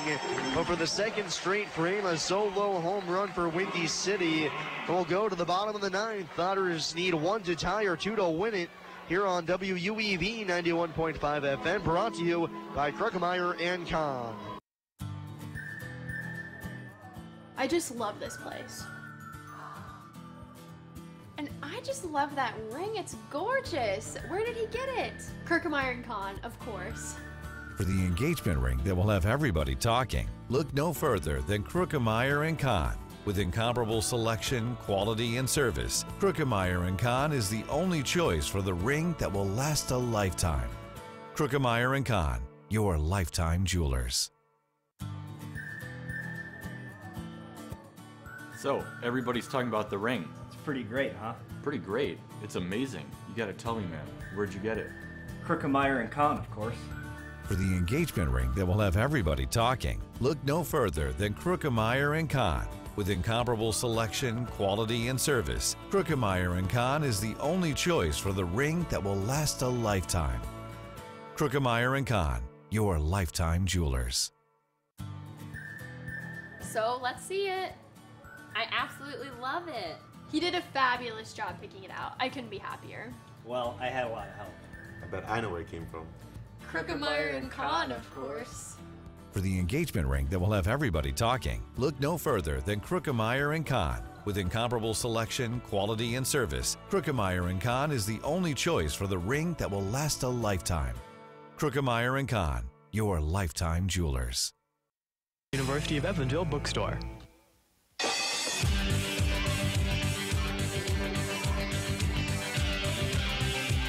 We go to the bottom half of the ninth inning. It's Windy City 5 and Evansville 4. Sam Jelinek here on the mic on WUEV 91.5 FM as the Otters need a run to tie or two to win it. Down to their final outs here against the Windy City Thunderbolts as they're in danger of losing their second straight series here at home. Grant Whiting will lead it off. He is 0 for 2, 2 walks as Jack Anderson, the new arm on the mound for Windy City. 6'3", 1-3 on the season. His first pitch to Whiting is an off-speed pitch, gets the outside edge, 0-1. 6'3", 205 from the University of Illinois Chicago, played alongside David Cronin there. So I'm sure he has a pretty good scouting report on Mr. Anderson. The 0-1, high fastball swung on and popped out of play, and Whiting's quickly down in the count 0-2.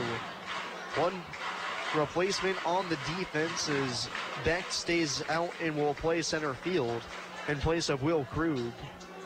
0-2 on Whiting. Anderson from the stretch on the mound sets up crossfire. The 0-2.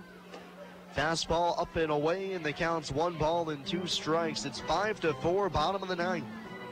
Otters need 1 to tie, or 6-5 rather, bottom of the ninth, excuse me.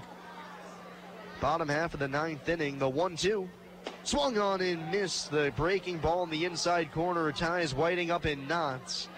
He's the first out here in the bottom of the ninth. Windy City still leading 6-5.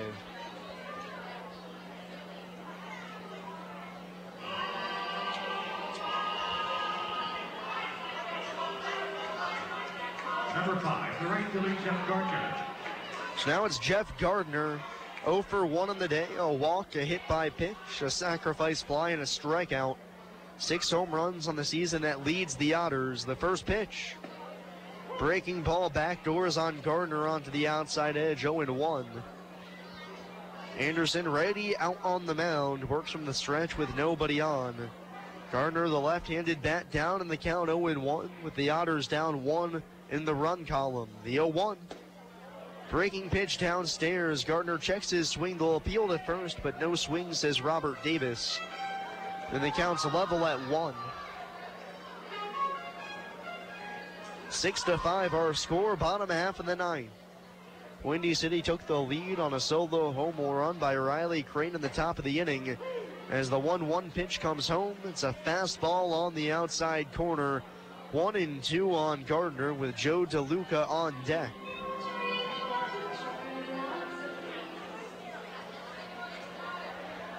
Anderson gets his sign, comes ready just above the belt, winds and fires the 1-2. Fastball called, strike 3, gets Gardner looking for the second out in the inning, and the Otters are down to their final out in the form of Joe DeLuca.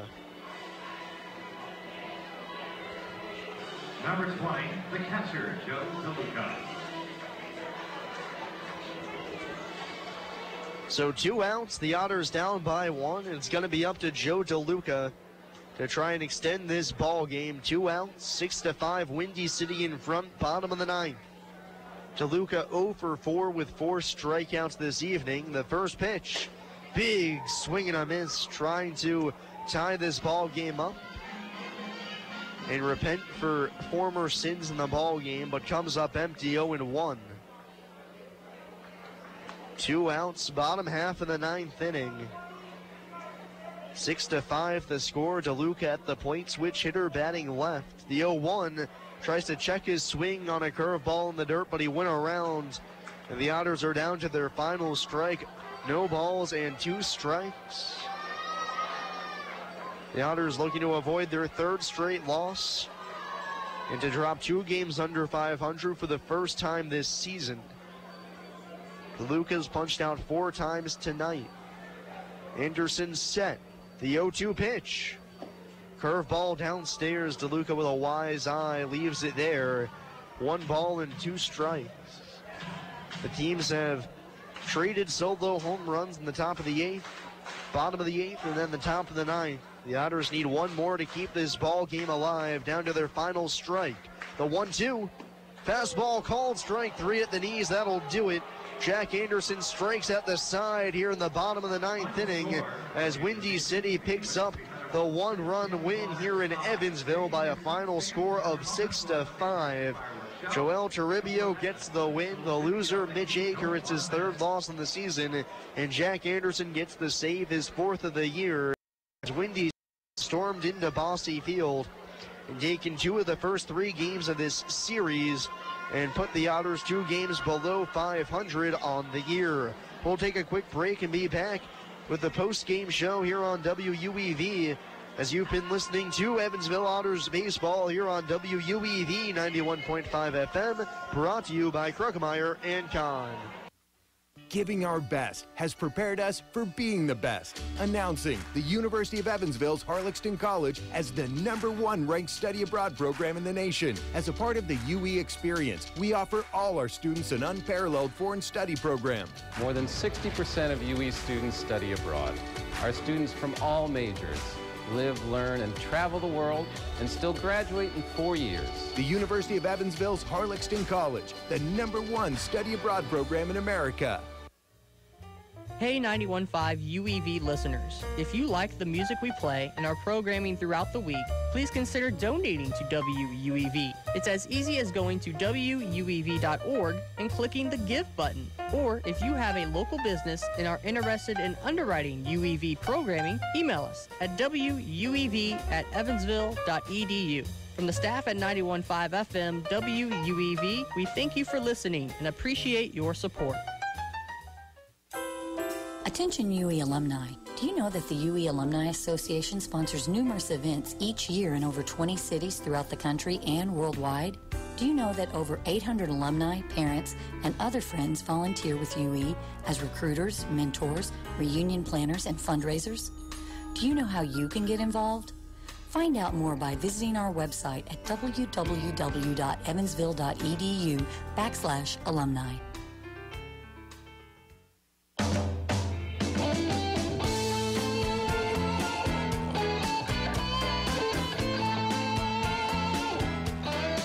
Final here from Bosse Field as the Otters drop their 3rd in a row, their 2nd straight to Windy City. Give you the final line scores right now. Windy City, 6 runs, 12 hits, no errors. For the Otters, 5 runs on 6 hits, no errors. Joel Toribio gets the win. Mitch Aker takes the loss as Jack Anderson strikes out the side for a perfect 9th inning to finish off the Windy City 6-5 victory. So the Otters now 2 games below 500 for the first time this season. And they'll need a win tomorrow to avoid going 3 under and also losing the season series to Windy City, as it's all tied up at 2 games, or rather, Windy City now leads the season series 3-2. So the Otters need a win tomorrow in order to split the season series at 3 apiece. So it'll be a little bit of work tomorrow for Evansville as they send Austin Nicely out to the mound to try and salvage a game of this 3-game set. Well, what happened tonight? It was a great comeback from the Otters. They fell behind 4-0 as Keaton Connor lasted just 3 1/3. And Alex Phillips, he's going to be our Western Ribeye Player of the Game. Remember, Otters fans, tonight's Player of the Game is brought to you by Western Ribeye. When you're craving excellence, Western Ribeye and Ribs satisfies. Call 812-476-5405 to make reservations. Alex came on, picked up 11 outs out of the bullpen, 3 2/3 innings, no hits, no runs, no walks, 4 punch outs, as he did a great job in order to bridge the gap from the back end, or from the front end of the bullpen to the back end. After Connor couldn't go more than 3 1/3 innings, Phillips goes farther than him out of the bullpen. So great job, Alex Phillips. Really another player of the game. You got to hand it to Travis Harrison as well. 2 for 4, 3 walks, and a solo home run in the 8th that tied the game, but it proved futile as a solo home run in the top of the 9th for Windy City gave them the victory. As Mitch Aker, who was pitching for the first time in just about 3 weeks, got hit for 2 solo home runs, as that doubled the total he'd given up on the season in terms of home runs. But so the Otters drop this one. Final score 6-5. Take a quick look around the rest of the Frontier League scoreboard. River City has already locked up a victory over the Washington Wild Things 7-6. So that means the Otters now 2.5 games back at the end of the night. Traverse City right now leading Gateway 9-5 as they continue their tour descent towards the top of the Eastern Division. Lake Erie 1-0 in their doubleheader against Southern Illinois, a final in that one. Joliet wins 8-7 over Florence, and then Schaumburg beats up on Normal 11-2.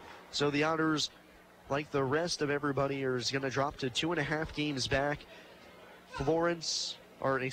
Normal and Florence going to drop to a game and a half back.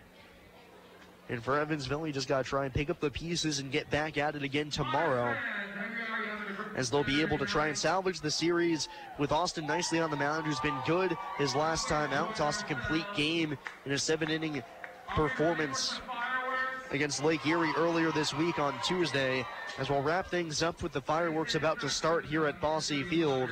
I want to say thanks to my producer back in the studio, Paul Bragan, for everybody who stayed around and listened for this dramatic ball game. It's a 6-5 final here from Bosse Field. The Otters take the loss. I've been Sam Jelinek here on the mic, and this has been a presentation of Evansville Otters baseball here on WUEV 91.5 FM, brought to you by Kruckemeyer and Kahn.